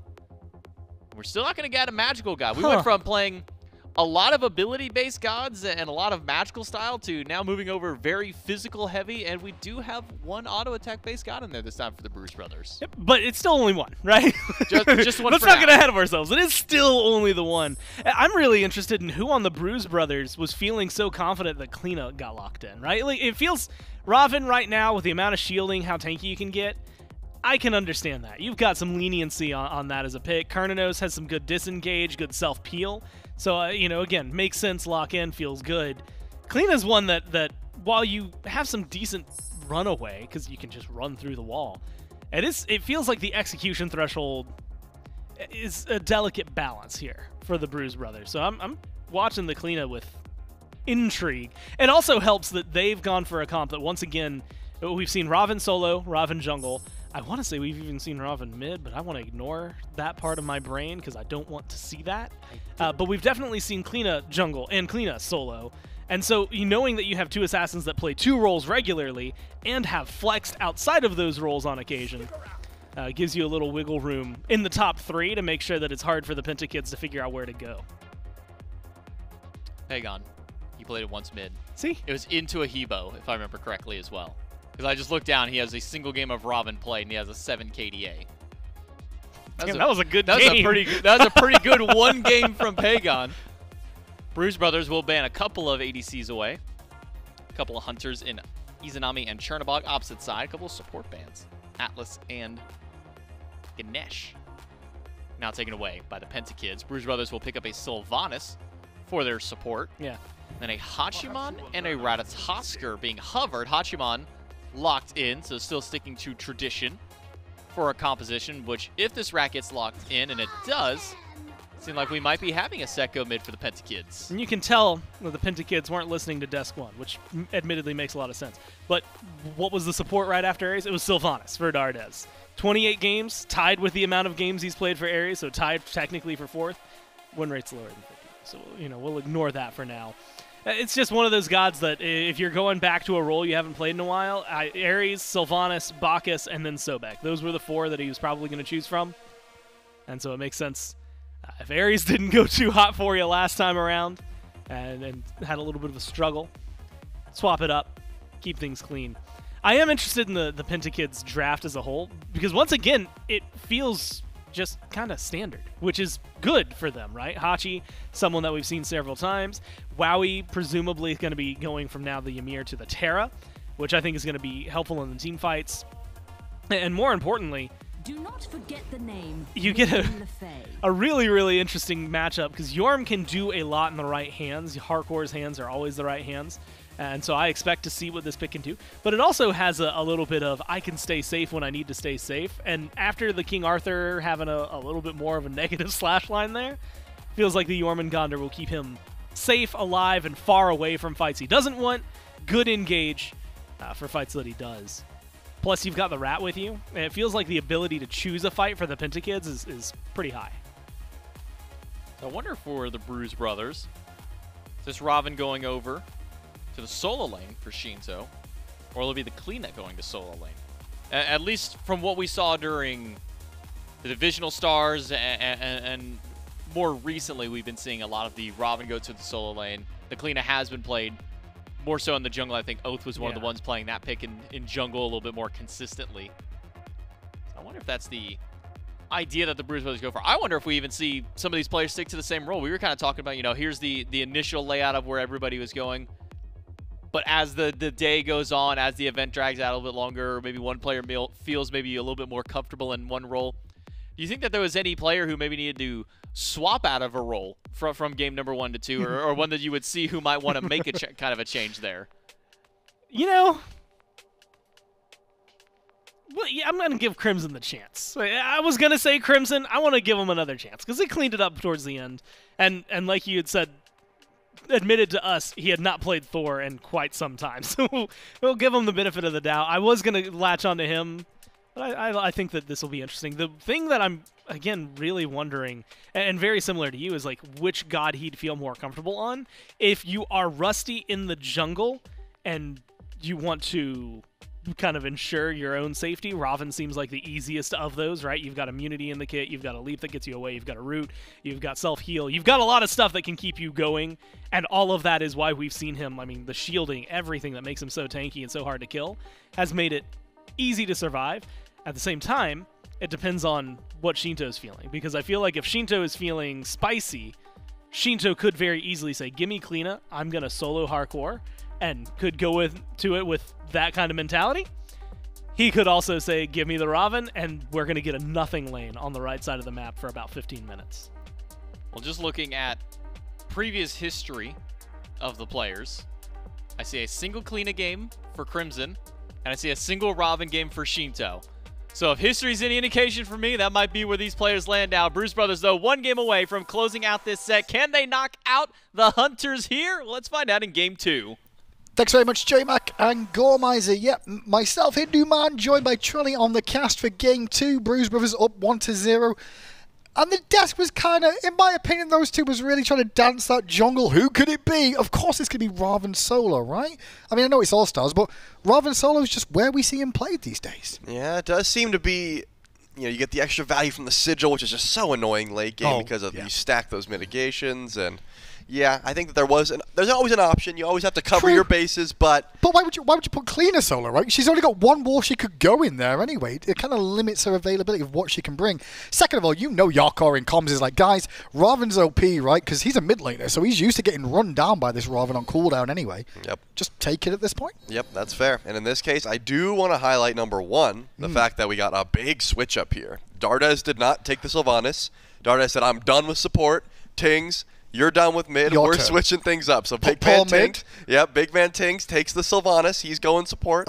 Paul goes mid with the Morgan Le Fay. They did a complete flip of the script, which is odd to me because, number one, if Paul just didn't want to play Hunters, you'd think just putting Dardez there would be the call because this man loves playing ADCs. Both lanes of this duo side are actually going to do the triple camp start by the looks of it here on this left-hand side too. So I wonder who ends up getting the better tail of the tape. I would say it should be Netrioid and Wowy a little bit further behind here on the clear, as you can see. And one of my new favorite things that we get to see here is, number one, I have seen Stuart play this set mid in my ranked games, and he costed me big time. I mean, it was not the hard carry set mid that you see time and time again. It was a big throw. So either A, it's going to look really bad and we get to dog on him, or B, he's going to pop off and I can say that he is improved. So I'm good with either of these things, but already not off to a great start. I was definitely a little bit scared for Stuart there, who took a bit of damage, as did Coast here, as these two tried to get aggressive in the mid lane for the Pentakids. This pick of Morgan Le Fay as well, I think is a good pick overall. I think she's a little bit underrated in the meta right now. However, against the Jormungandr and against the Terra, those knockbacks aren't going to be as impactful as maybe they may need for the self-peel in the game. The Fear, obviously, very, very impactful and will help out against Set specifically. But I'm a little concerned about, like, the survivability of Paul. Yeah, I'm thinking Paul, being a mid laner, being a Set player as well, picked this matchup on purpose. He knew, number one, that he's got a great matchup into Set. You try to get close, he's going to knock you up and away, then fear the ground. He can even slow if he needs to for the other characters that are diving him. You're right to say that, you know, Yorm is not going to care. But I think the fear is impossible to miss on Yorm because he's so massive. So you at least buy yourself some time, throw your 3, and you get that increased movement speed, and you should be able to close gap there. So very defensive option here for Paul, and I think he's going to work out great for the double assassin that Coast and Stuart have for him. Now, laning phase as well, Jormungandr definitely going to be the most potent one of the early game for sure. Ravana's going to take a little bit of time to get online, to give as good as he gets in this lane for the most part. Wave clear is what Jormungandr really brings at this stage of the game. Just gives him quite a bit of confidence once he hits that 5 to survive as any sort of gank that comes through. Wowy on this left-hand side, though, piloting the Terra here. A bit of healing in the dual lane with the Sylvanus, too. So some sustain coming into play a little bit more this game from both teams. Yep, anti-heal definitely going to be a topic of conversation as the game continues. Yark, of course, already starting it. Just a staple of the Yorm solo is usually that Tainted Steel start. And because of that, Sheento is going to be hurting from it. And once Tings rotates out, even Paul and Crimson, if they decide to build into some extra healing, will not appreciate the anti-heal that so far the Pentakids have went for. But I do want to see once these buffs respawn. This is exactly where action started last time, but Coast taking a lot of damage from Crimson. can you even go for your blue buff now when you get this poked out? He could, but you can already see Crimson's over there waiting and looking for the opportunity, and I think Coast senses some danger on this right-hand side. At the same time, Coast did just use his whole clear on that camp is the reason he couldn't really return any damage. As Crimson tries to get aggressive, the dash goes down. Blue buff invaded, because that's one thing to try and slow down Jormungandr a little bit, is remove his blue. Purple buff attemptedly stolen away here by the Bruise brothers, and now the fight is on. The pull from BigManTingz onto Netrioid pulls him back in danger, but Dardez was on a different target, and because of that, they might both just slip the noose. Wow, they had to really decide on who they wanted to go for there. I'm guessing Dardez didn't trust Tingz to hit the clutch pull. Sometimes you can't count on him, but what I've learned, you always count on Tingz. In this case, he's proven it even on the Sylvanus. He's going to hit those clutch pulls. Unfortunately, they're not able to find anything off of it, but they were able to go in for a little bit of an invade there. Of course, even on the other side, it seems like sparks are flying, and that's exactly why you want to be careful fighting right when a buff spawns in. Coast takes a little bit of a trade that doesn't go in his favor. He can't go in for his blue buff, and now Jarc has to be a little bit more choosy where he uses those abilities, or he'll run out of mana. So experience-wise, you can see a slight lead for Paul in the mid lane, slight lead for Crimson in the jungle, as Coast just evens that up right this second. I do want to see exactly how this comp works out for Bruise Brothers. Do you reckon it's Dardez on comms going, listen boys, you didn't play as well as I wanted you to. I'm going to take the carry role this game. Paul, you go mid. Tingz, your support. Or do you reckon it was more Paul going, I don't like this role. Can I just play mid, please? I would assume they felt the struggles of not having an ADC. Yep. And it was more of a team effort of, hey, Paul, are you going to play a hunter? And Paul's like, I could. Or you could, and Dardez said, I'm on it, Captain, and they just switched it up. Well, Dardez is on it, but Dardez is on the run as he gets ganked too. Good ultimate at the tail end there to tell him to weed little piggies, but he will still fall down for first blood off another gank from Coast. Sheento now dealing with Jarcorrr on this right-hand side, getting relatively low, and Sheento's just going to watch his health bar a little bit here on this right-hand side, because Jorm, if he could hit all the ults, could find a kill. But the pressure so far goes the way of Pentakids. Yeah, I could see that. You know, ErupTCrimson looked over and was like, do you think we can kill Jarc? And Sheento said, just go, man. No, we're not killing Jarc. We're going to force the ultimate, and then I'm just going to be mad you sap the wave. So just go, and I'll get as much farm as I can. But Coast, he might find one. Yeah, he might now, and Sheento doesn't know necessarily yet until the blink comes in. Good overhead kick to avoid the acorns. Coming out, Sheento with good awareness there. But the shield buff taken away, and Sheento just continues to tread water in this lane. You know, just try and survive is kind of the goal in this early game. But you got to wake up pretty early to catch Sheento off guard. Even without ward coverage, hit him with an acorn blast when he has, number one, the Mystic Rush, but number two, the ultimate available as Netrioid does get knocked up here. Counter gank coming out from the Bruise brothers there. Tingz was around the back, but the damage is off the mark at the tail end, and Netrioid will jump back towards the tower. As soon as Wowy goes aggressive here, you can see that BigManTingz trying to get in there and cause problems. Coast looking for an invade in the jungle. Won't find it, but will look for some pressure onto Crimson. As he gets silenced out, though, has to walk away, realizing Sheento's there. But I do like this jungle playstyle at Coast we're seeing so far. Quite aggressive, happy to go and invade and look for some extra farm. I think Coast recognizes that Sheento is not a threat currently. This Ravana solo is spooky with some items online, but beforehand, you don't really clear. If you go Sigil, you don't have much damage. You're just, as you said, treading water. He's able to clear the wave and hopefully get the XP for his blue buff. That's about it. So because of that, Coast can step forward, try and find some extra farm there. But as long as Crimson is on time, seems like the Bruise brothers are going to be okay solo-wise. But duo lane is still where the action's at, right? Netrioid gets to pick up first blood. It seems like even though he gets ulted up there by BigManTingz, doesn't even have to relic, is relatively safe. Dardez is going to have to play, you know, just get his own farm for now, because it's, you know, difficult to stay on track when so much farm is going into Netrioid. Well, shield buff is open, always a really big contestation point at this stage of the game in the duo lane. A lot of experience from that, so it forces supports to be over here.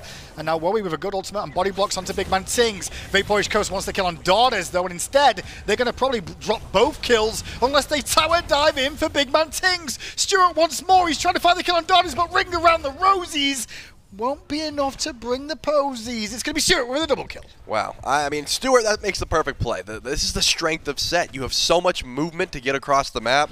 It didn't seem like Paul was ever going to be able to match that rotation. I also thought that Coast overextending and going for the kill on the Dardez and leaving BigManTingz out was going to drop both kills, but once the set's there, I mean, you just have unlimited dive. The Kingslayer makes sure that he can get the cleanup, and now Stu gets 2 kills for that rotation. Of course, Paul wasn't able to make it. He was in base, but maybe he can find something on the Coast if he can connect, but he's just too far. just out of range at the tail end of that, but now Stuart gets to get aggressive instead. Fear comes out from Paul, and immediately you see Stuart have to just fall back to a bit of safety away from the damage spikes that can come back out from Paul there. Chiron's coin now online for him and going for a breastplate of Valor next, more than likely. Give himself some tankiness against this set and the Ratatoskr in the mid lane too, where he's going to be seeing a lot of physical. Sheento, though, looking for a bit of a solo kill, but Jarcorrr will get back to the tower line just in time for safety. Had his ultimate available too if he needed it. There's now more pressure to the dual lane of the Pentakids as BMT steps up. Yeah, but Coast is there without the ultimate. Sheento may be in a bit of trouble here. Doesn't have much. Maybe can go in for the return kill on the Yark. That's his best option. Only real option here. He's got backup coming in the jungle with Crimson, though, but 3 members now to bring out Sheento. Crimson comes in a little bit late, can't find the kill on Jarcorrr, and instead it's Crimson under a lot of pressure and has to jump away. Paul's presence there will be enough to push them back at least for the time being.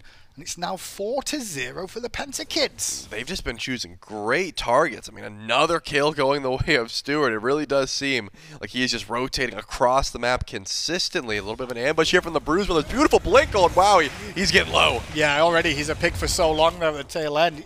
Did he have his beads available? Did not know. Wow, he's got Chel. Yeah, he's all good. I'm sorry, for some reason I was like trapped in my own head there. But a nice little pick up then for Bruise Brothers after them getting aggressed on early on in this game. I was going to mention, have you noticed how Pentakids have got junglers ganking dual lane on cooldown?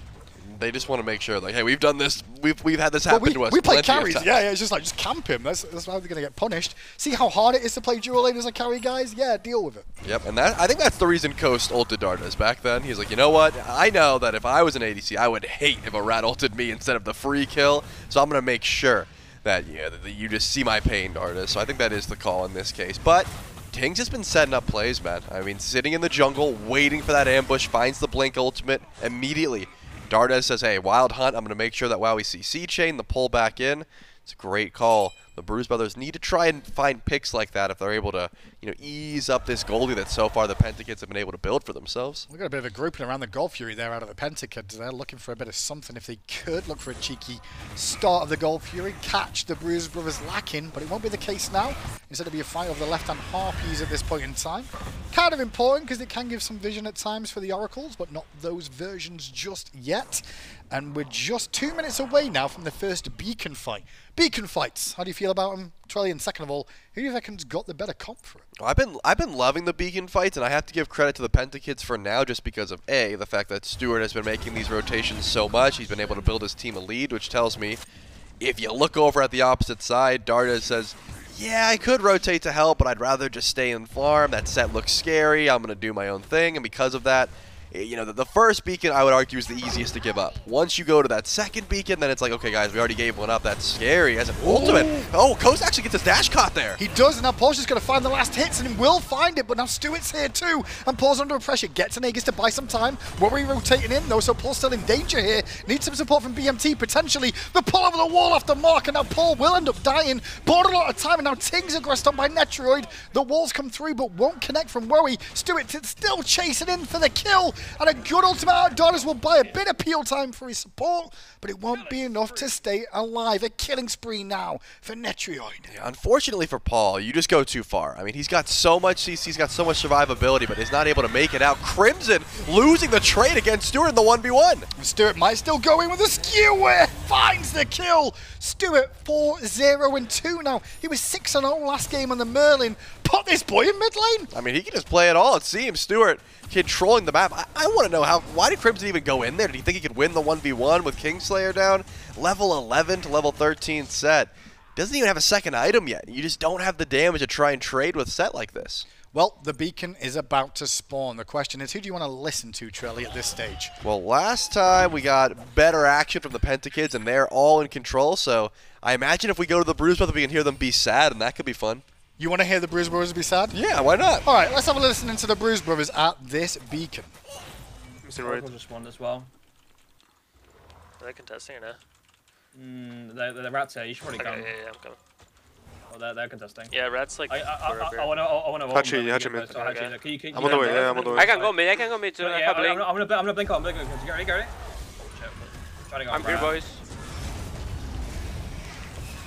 They're on me here on the side. I'm fine though. I'm here. Look at this run, maybe. Can blink Twitch, maybe. Oh shit. Oh wait. His ult's down, right? Jorm's in mid. Maybe. I want him. You got it. That's Chel. Jeremy's here now, boys. Set is about to go in. Careful, Dardez. You guys okay? I'm pushing Yom. Yom is dying. Jeremy's dead, nice. Send a TP, send a TP. Red's drawn out. On pole. Run! Help Go. Look at Terra. I have a root. I got. Oh, my man. I'm on Terra. I have a slow in a bit, boys. Sure, maybe. I can root him maybe. I've got 9 mana. Can we do well or no, boys?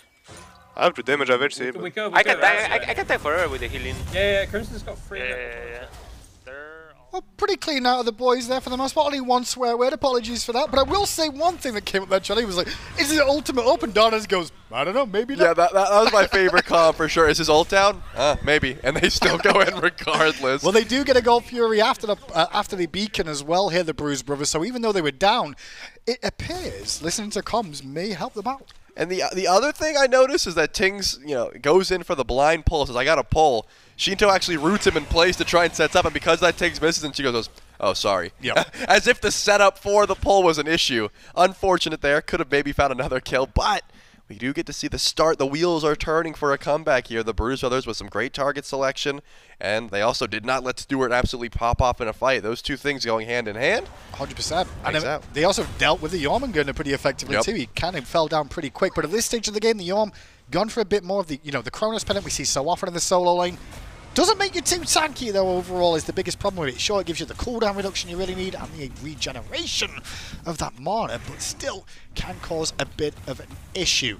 I am excited to see how the rest of these team fights pan out, though, because as this game goes on now, it feels a little bit more even. Take into account, Bruise brothers just got the Gold Fury in the Beacon and are still down about 1,000 gold.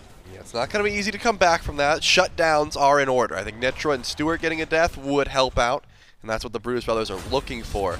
But you're right. I mean, Jarcorrr does not want to use that ultimate defensively. He would much rather use it to dive. So you want to hold on to it as much as possible, but you're just not tanky enough just yet with only the Glad Shield. So Jark's going to have to be a little bit more careful and probably pop that ultimate just a second sooner if he wants to get out of trouble. But with no objectives available, considering Pyro, Fury, and Beacon are down, so far it seems like we're just going to have a slow-paced game up until one of those respawns. All the while, Jark does not feel like he's in too much danger. Crimson here, but how quickly can you force him to ultimate? Or can you even force him to ult? I think you can with the collapses coming in the jungle, but I think Big Man's passing kind of put them off a little bit. If he would have passed through the middle area to here, they could have stopped him, but Jark just going to get whittled down slowly but surely until he does have to roll, I think. However, Wowy here now, good walls out of him to stop the damage out of Crimson, and the damage turned around on Crimson. He doesn't like it there anymore. No rotations coming out of anybody else. Left-hand side of the map, Dardez is getting yanked and has to beat an Aegis and dies under tower after a Coast and Netrioid combo. Yep, Coast used the ultimate, and of course, you know that once you're going to be winning that ultimate, Netrioid's up 3-0. He's going to be able to force the relics there from Dardez. So great dive. Don't stick around for the tower, though, it seems. Like Netrioid did not want to get punished. He realizes he's worth a lot of gold here, so doesn't even go in to make sure that tower dropped. And it's actually the Bruise brothers that are stepping forward. I'm doing it to you now too. The tier 1 tower does fall and Tingz forced a bit of a fight, but I don't think they want any of this. Crimson's already dead and Paul's like, what were we doing up this far? I'm going to run for miles to get back to my tower. I feel like I'm in dual lane all over again. He will survive, and the turnaround from Sheento with the up down is good, taking out Stuart and forcing his first death. 4-0 shutdown. That's a massive rotation in from Sheento, because if he doesn't come through, the Pentakids win that fight just handedly. All the while, Primal Fury and Beacon are on similar timers here, Hindu. They're going to be spawning in shortly. It's good to get that massive shutdown beforehand, but you got to take a look at the relics. The Pentakids used just about everything there. They did, and that's the real question now, is this Beacon's going to spawn probably in about, what is it, a minute and a half time I want to give it, say. At the moment, I've lost at times because they just reduced how long they, how long the respawn is. They shorten things, they change things. You got to keep up. It's hard, man. The game changes every patch. Like, can they just keep it simple? I agree. I mean, I think because it'd be boring then, though, wouldn't it? Let's be honest. Now we're able to at least set up ambushes towards the objective. And again, remember, Dardez just got ganked previously. No relics available for him. Beads and Aegis down. A really key target towards a Primal Fury fight that could be coming here shortly. And unfortunately, unlike Netrioid, who's got a CC immune ult that can get him out of trouble easily, Dardez, he doesn't have that same level of disengage. Well, I think Coast is going to be there. A little bit overextended here. Sheento's not here again. Sheento's waiting for the ult. I mean, Sheento's doing the classic solo lane. Guys, he just keeps proxies, nothing I can do. Meanwhile, in the mid lane, Bruise Brothers are taking the beacon right now, uncontested. And I don't think anyone's going to be here in time. Only Stuart around the area, but he can't step up on his own. He's just trying to delay it. Hopefully his reinforcements can arrive, but it's too little too late. The Gold Fury, however, could be a new target as Crimson jumps in the wall. I'm going to be paying attention to the solo laners. Let's see. It looks like Jarc is rotating towards that solo lane, or out of the solo lane towards the objective. But Sheento was trying to figure out, can I go clear? Is Primal Fury going to be done?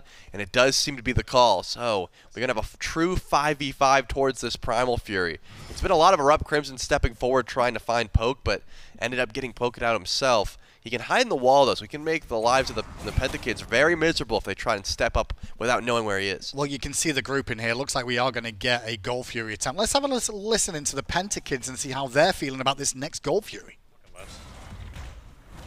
He's done on him. Yeah, dash. I'm not hitting this guy, I'm not hitting this guy, I'm not hitting this guy, I'm not hitting this guy. It's all good. I have help Chel, so. I'm gonna farm over there, sing around, I guess I'm gonna be right back. You go right and farm, that's fine.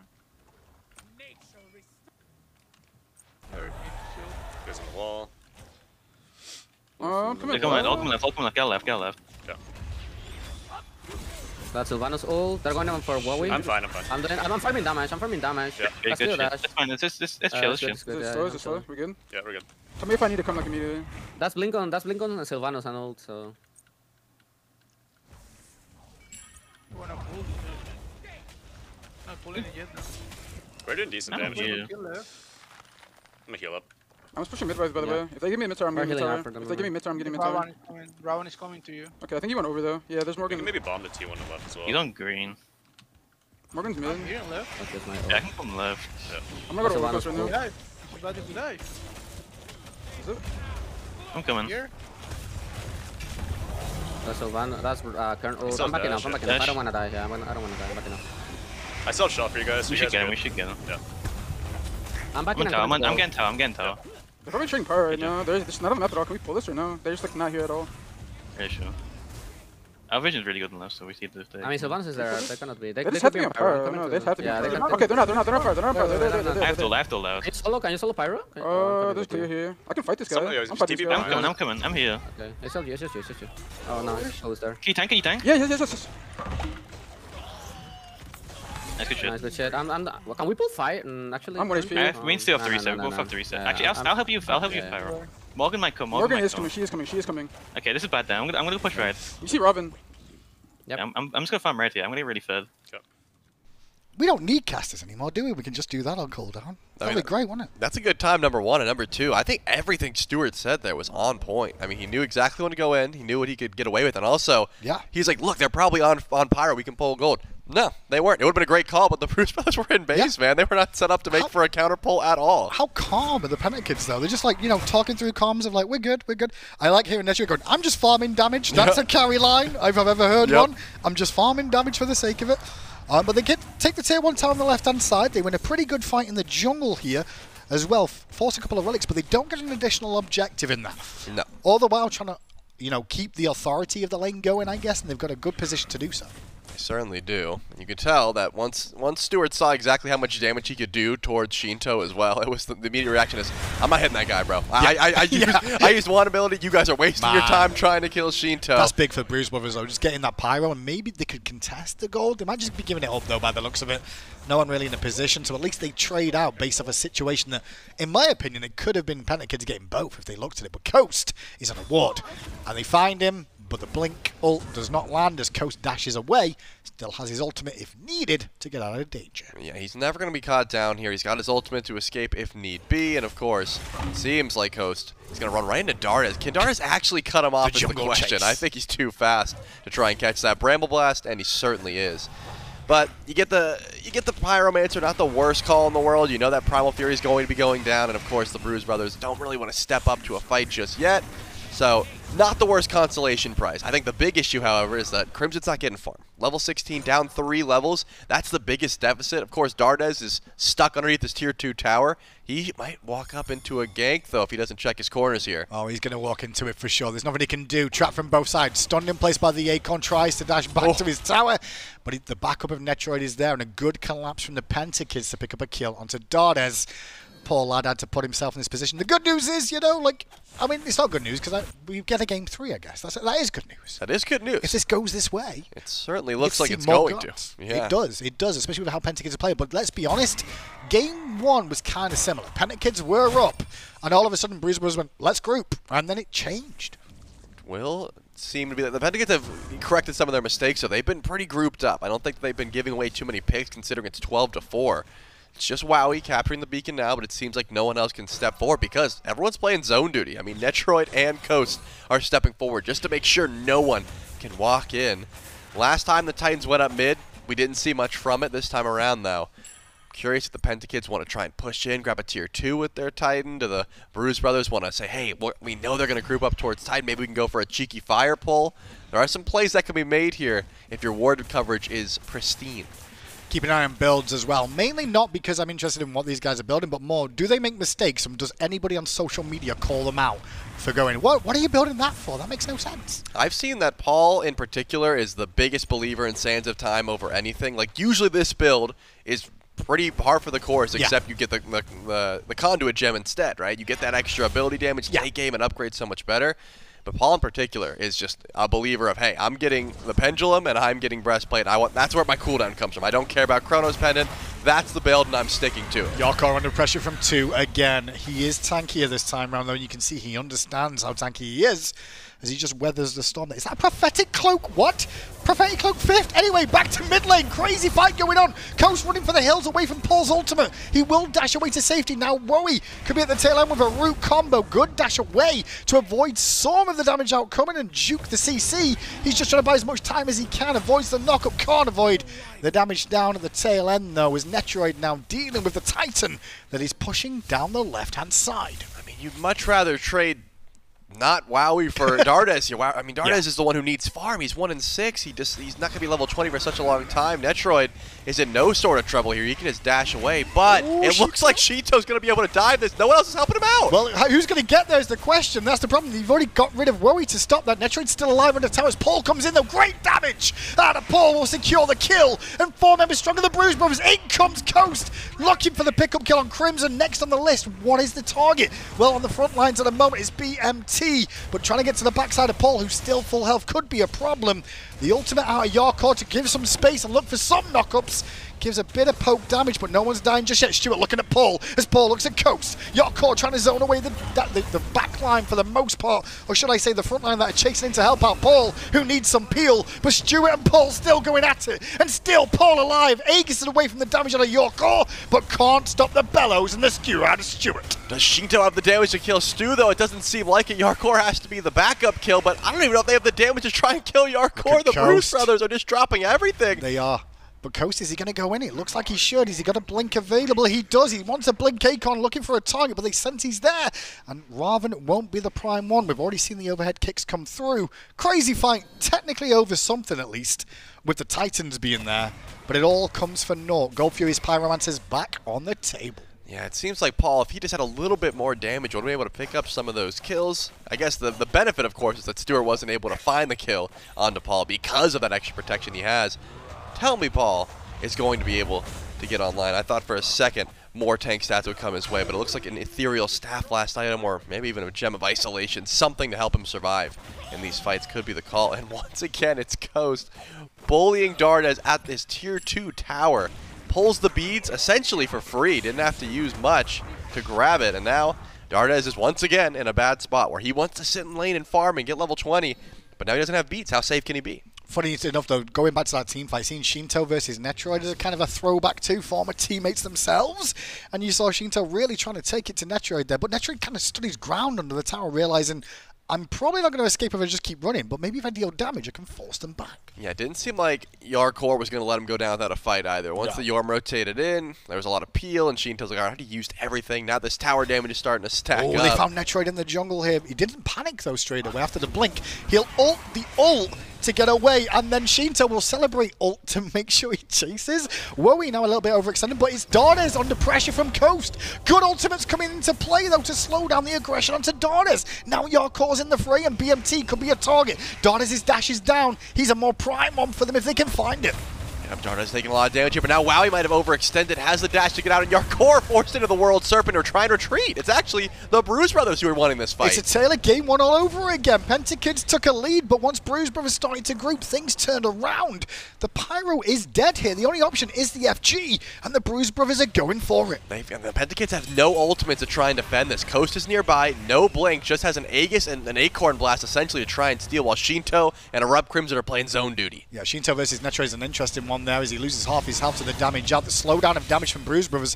We've got a bit of zone duty going on there from Dardez for a minute. We slowed down the damage on FG. FG's getting low, and the Bruise brothers get it, but Stuart will at least take out Crimson. Next on the list is Dardez, who goes down in trade, but Stuart's now on a double kill. Who's next on the list? Jarcorr's falling very low here, but no one's really putting out much damage. It's Paul looking for an ability. Stuart wrapping around the back with Wowy in support. He needs some help. Stuart goes in on Sheento, but Sheento's got his ult back up, and Stuart finds the kill, but goes down in trade to BMT, and Wowy the last one left alive on this side of the map. Netrioid was busy farming the left and middle side of the map. He will get a tier 2 tower, but the good news from Pentakids is that they will at least get rid of the FG on most of the characters. Yep, Wowy should be going down eventually, but Paul unfortunately chooses a bad way to go. He's got movement speed. The question is, how much do they even want to chase this low health Terra? Looks like not so much, so Paul's going to let that one go. And you got Fire Giant on 2. At the very least, the Bruise brothers have taken it off the map. Netrioid, sure, he was going to farm. He's fine with getting some extra online, but, I mean, considering the Bruise brothers have not been able to match the kill potential at all of the Pentakids, I take that as an absolute win. They get the 50-50, which was a massive coin toss. Yeah. Wow, he had 2 runic bombs, didn't use any of them. You count yourself lucky to make sure you grab that. Though? You know, like, I'm in that mindset too. I'm like, I feel like I need to do something else. I could drop this bomb and hope for the best, but it's free damage on the tower, right? I'm just saying, all things considered, the Bruise brothers should be happy they even got that Fire Giant, and now, because they were able to at least stall out the fight, the Pentakids, they're not going to be able to form any sort of push anytime soon. The Primal Fury still looks like something the Bruise brothers could go for. Trying to get online, trying to catch up was the name of the game. Now we've got 5 level 20s on the right side of our map. On the left side, I see Wowy level 17 and everyone else is level 20. I see that as a win for the Bruise brothers. Well, Gold Fury now pulled, or should I say Primal Fury being looked at by Dardez here. But all members of both teams now starting to group to this left-hand side. Bit of a hard engagement for Pentakids, to be honest, outside of Coast ulting and giving the game away as he trades out with Crimson in the jungle right now. You're really looking at Wowy stepping up and Jormungandr potentially following up to Stealth online for Jarcorrr, trying to find the window to get in here.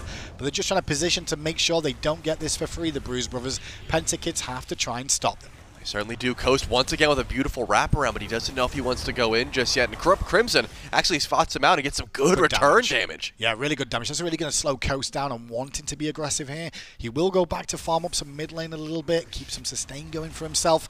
Needs to stay active though and available for this Primal Fury once again.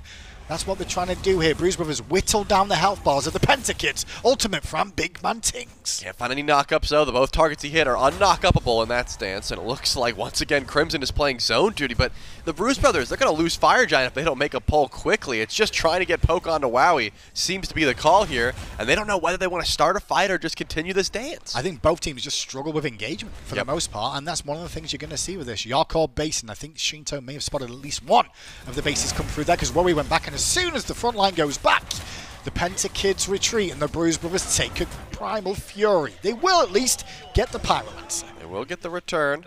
Now they got 3 runic bombs in pocket here, 1 for Coast, and still those same 2 for Wowy. I'm thinking EFG is going to be the fight that we see this whole game break wide open. Whether that be a pull from the Bruise brothers or the Pentakids is the question.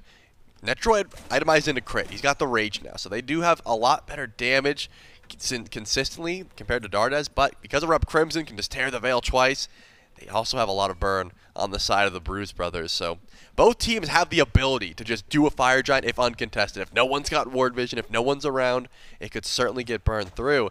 The issue, however, has been, as you said, who's starting these fights? I mean, Tingz and Wowy both have the blink. They could just go in and get active.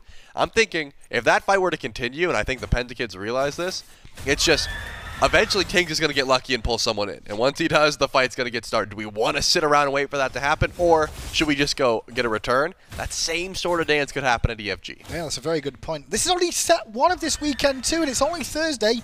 The way this has been played, though, gives me high hopes for the rest of the weekend, to be honest. Yeah, I think some intense games for sure. I don't know. I think a lot of people had different predictions about what teams were going to be nasty, but you know, the Bruise brothers are certainly showing that they're a force to be reckoned with, that they're allowed to let to get late game. Like, their early game hasn't been the best, but a late game team is a scary one. Well, last time we did events similar to this, it was the solo laners that came out on top, and that's why they get a bye until tomorrow. Because obviously, you know, there's so many teams that we have, that both solo laners are going to get a bye till tomorrow. But we still have to see supports today at some point as well in action, and we'll see all the teams get to play it through. And I wonder how they're feeling, looking at how the competitive nature of these two is going. That's the question. Tingz is in a good position to try and find some engage here. It seemed like the Bruise brothers set up a bit of an ambush, but no targets to be found. Wowy easily able to dash away, and that's going to be all for now. I mean, again, EFG's open, but the Bruise brothers, the Pentakids, they're not around EFG. They're not doing the Fire Giant dance. They're just in mid lane, sort of poking each other out. Doesn't seem like a fight in the jungle is one that either team favors for the time being. How crazy is it? The Pentakids have got 18 kills, and half of that is Bruise brothers at 9, but the player damage is all on the side of Bruise brothers. It's probably because half of those kills are on Stuart as well. He's been able to just get some good confirmation there. I think the tanks are playing well, not last hitting any of those kills, but it's been a lot on Stuart to try and confirm, considering that he has such ease of access to the backline. He can get in, get out with that teleport, that sandstorm. Now, the Pentakids finally feel confident to get into the jungle. The question is, are they confident enough to go for a pull or to find a gank onto Tingz? Why is he so far up? So far up here on his own. The tree is not in the forest. And at the moment, it's about to be back in the fountain because there's no way he's escaping this. Uses his ult to try and buy a second, but there's not much his team can do. And now Coast is looking at Crimson, but he's losing this trade. The turnaround is fair play, though, and Coast finds the kill. Tries to ult away from Dardez. Won't be the answer. Jungle trades and BMT down, but Pentakids not looking at the FG. They're looking for more kills. Yeah, the Bruise brothers are playing this smart. They don't have to step forward. They know that Coast is gone. No one's going to be behind them. They can step forward and just try and stall while the Pentakids go in for the pull. Jarcorrr does have his ultimate if he gets too far up and tries to play zone duty, but Stuart, he's got the right mindset here. He wants to try and dive the backline if possible with that Kingslayer. He's going to go in with Jark. Yeah, Jark there did a good job of, tried to do a good job of stealthing around, but Sheento sensed the danger and found the target he was after to just reveal exactly where Jorm was stealthing away. Fire Giant now pulled. Sheento on the edge of the pit, just watching, trying to force them back, and it does so. Look at the damage Wowy took from that FG at this point of the game. That's the issue that you see around this FG, Trelly, is that it does a ton of damage and takes a while to bring down. Yep, especially when you don't have Coast. I think it goes so much easier if the Bruise brothers are like, wait, where's Rat? Is he behind us? Can he blink in? Because you know that there's no Rat, it's just Jark. You can avoid him. He can only do damage to really one person at a time. And you can get to the Fire Giant and go in for the 50-50, which the Pentakids did not like their odds for, and decide to back up. This time around, the Bruise brothers grab that Pyromancer for free. And now, I mean, without Tingz getting picked, it's going to be a 5v5 situation where I'm thinking the Bruise brothers feel confident, but it's actually the Pentakids who go in for the immediate pull. They recognize that some of the Bruise brothers went back to base. Yeah, BMT's on the left-hand side of the map. This is awkward for Sheento to deal with against 5 members of the Pentakids. What's he going to do? He's going to punch the FG for some reason. Look for his steal at the end. Won't find it. And now he's walled in place. Has to ult away back to safety. But the chase is on for Stuart, going in deep. Stuart has to beat an Aegis, though, to buy some time. And now Jorm looking at the backside to Dardez. Still alive is Sheento, though, as Wowy's health bar starting to dwindle down. Paul looking at some damage towards Wowy as well, as Wowy's health bar does end up dropping. BMT does end up getting a kill, though, and now Jarcorrr, who finds Dardez after a deep hold dive, ends up falling down too, and only 2 members of the Pentakids have this EFG. Bruise brothers with 4 members. Yeah, the Bruise brothers did not look like they were in a good position there, but they grouped up perfectly. Stuart goes way too hard, and it's so difficult to try and dive when Morgan Le Fay is in question. And I really thought that Sheento might have overstayed his welcome, but the tank stats on this Ravana were too much. They could lose more than a Phoenix if they're able to find a kill. Stuart has 0 relics. Well, I mean, there is a couple of towers up, though, so it could be a bit tricky trying to siege up the time, but maybe not. If they get a kill onto Netrioid like that with Crimson, this could be a 2-0 for Bruise Brothers after Pentakids look so good Stu's in ult's almost both up. these game ones. It's the Bruise Brothers looking to end here. What can Stu do? He doesn't have his ultimate yet. He's going to go in, but he doesn't have relics into. He's going to fall down, and with Stuart gone, that's it. The Bruise Brothers have plenty of damage to close this one out. It really goes to show. You don't need Enhanced Fire Giant, you just gotta win the fight after. It just goes to show, Charlie, carries are trash. That at too. least. That is more important, you're right. I should have said that first. Mid laners rule, carries drool. Man, we're gonna be this is gonna be all weekend long. I can see it happening. But the carries are the first loss so far in the tournament to the mid laners. And it was a great battle between the two. I think it was a little bit more competitive than a lot of people expected there, first of all. But second of all, the God variation, showing that people can play at the highest level in different roles. In reality, what it looked like to me is the Pentakids, they had great fight, they had great knowledge of when they wanted to get engaged, how they could find picks, but it's that fire dance. It's the actual grouping of the 5v5, trying to find a team fight, trying to figure out who's going to shock hull, who's going to engage was where they fell through, and the mages were able to counter-engage just so much better. The mid laners, rather. Carries, before we let them go, who was MVP for you in that set? I mean, unfortunately, I got to give it to Stu. It seemed like he was on point consistently, maybe saving his KD a bit like usual, but he was able to confirm kills and always in the right spot. Stu, wasn't our team at the start of the year? Mid lane pops off. What's next for Stu? We'll find out eventually, but for now, it's time to get it back to the desk to break that one down. Well, as far as Stu and the Pentakids, their time is done here for this portion of the tournament. They still have the role versus role later, so you have to prove they're the better Hunter players. I gotta agree. I think probably MVP, at least for the Pentakids, is Stu. What was it, a 8-2 performance in game 1, 9 some odd kills here in this second game, but all comes down to this late game. The Bruise Brothers have shown that they don't care what the first 30 minutes of the game looks like. All they need is that 35-minute mark to hit. Once they've got that, they are in control because, again, it comes down to one Fire Giant dance around that EFG. Goes really well for at least getting it for the Pentakids, but the fight after is where the Pentakids end up losing out. Yeah, they were playing both times, mid laners playing for the late game, right? You know, the early on, it didn't matter how great Stu looked on the set. You know, what, 9-2, I think maybe 9-3 at the very end because of another death. And still just falls a little short, and it's honestly just because of the way that the team was playing around each other. And a lot of it's the control. I feel like we got a lot of interesting and good Sylvanus plays. That comes with an asterisk because there were a couple of ults that were on people who could not be knocked up.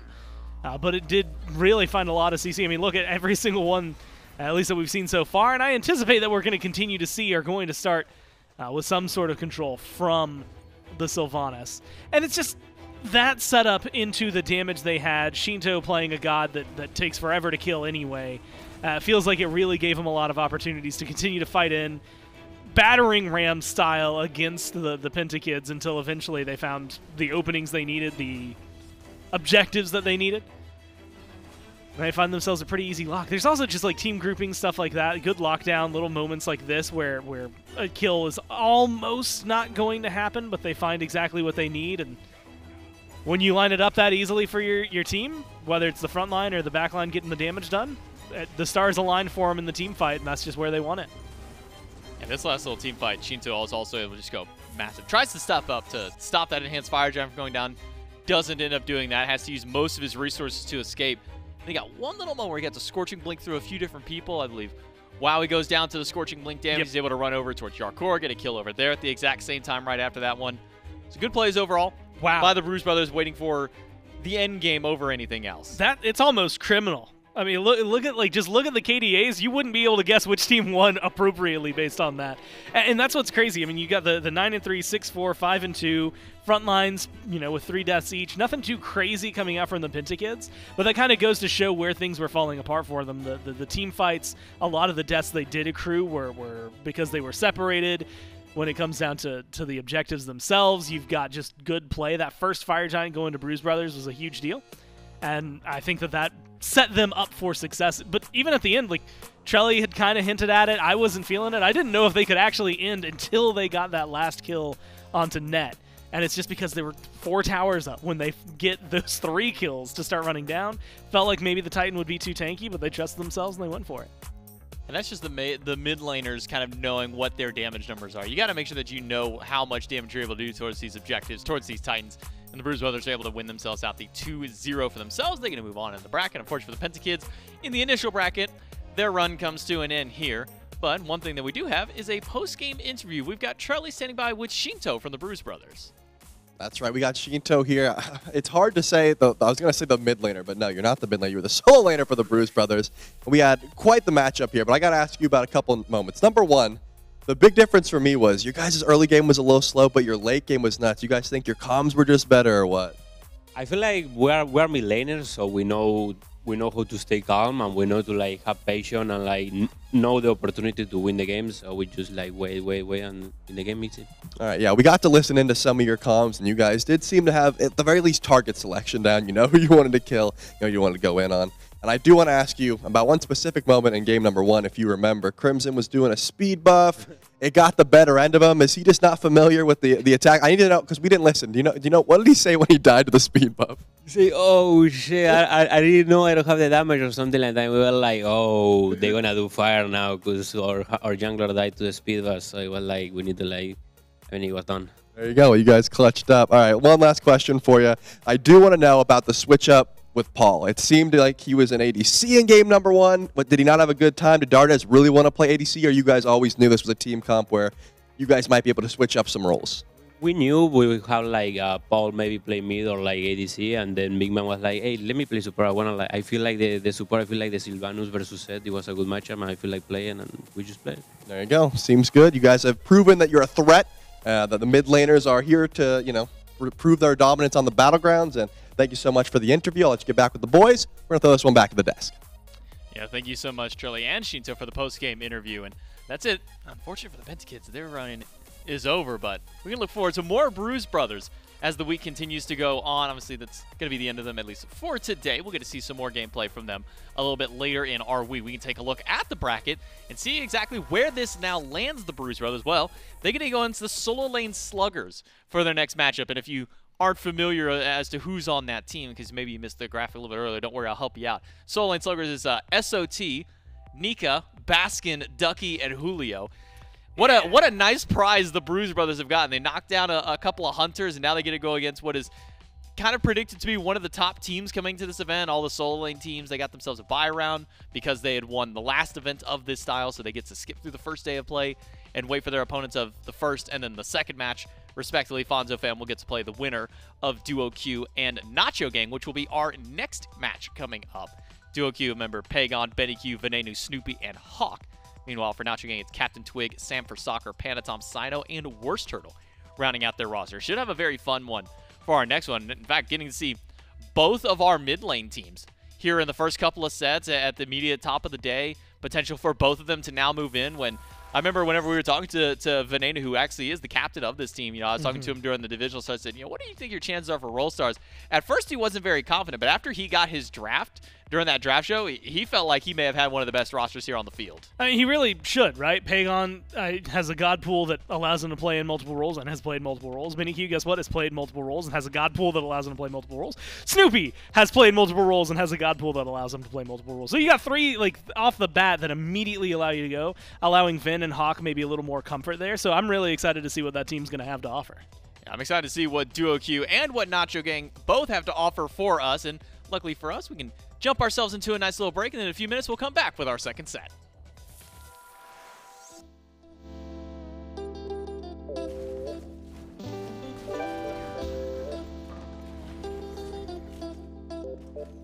If it's love, I want everything. Touch my soul, touch my heart, don't judge my mental. They told me that life is simple, been real since Papa Pimple. I started out in the Renault Sonata, the presidential. Speak once and listen twice. They told me that less is simple. I'm observing in the room, I be flying all on the wall. Open mouth conversations, I leave you all in some awe. Cutting through the noise, I'm hoping I leave a scar. If you don't know where you been, how you knowing where you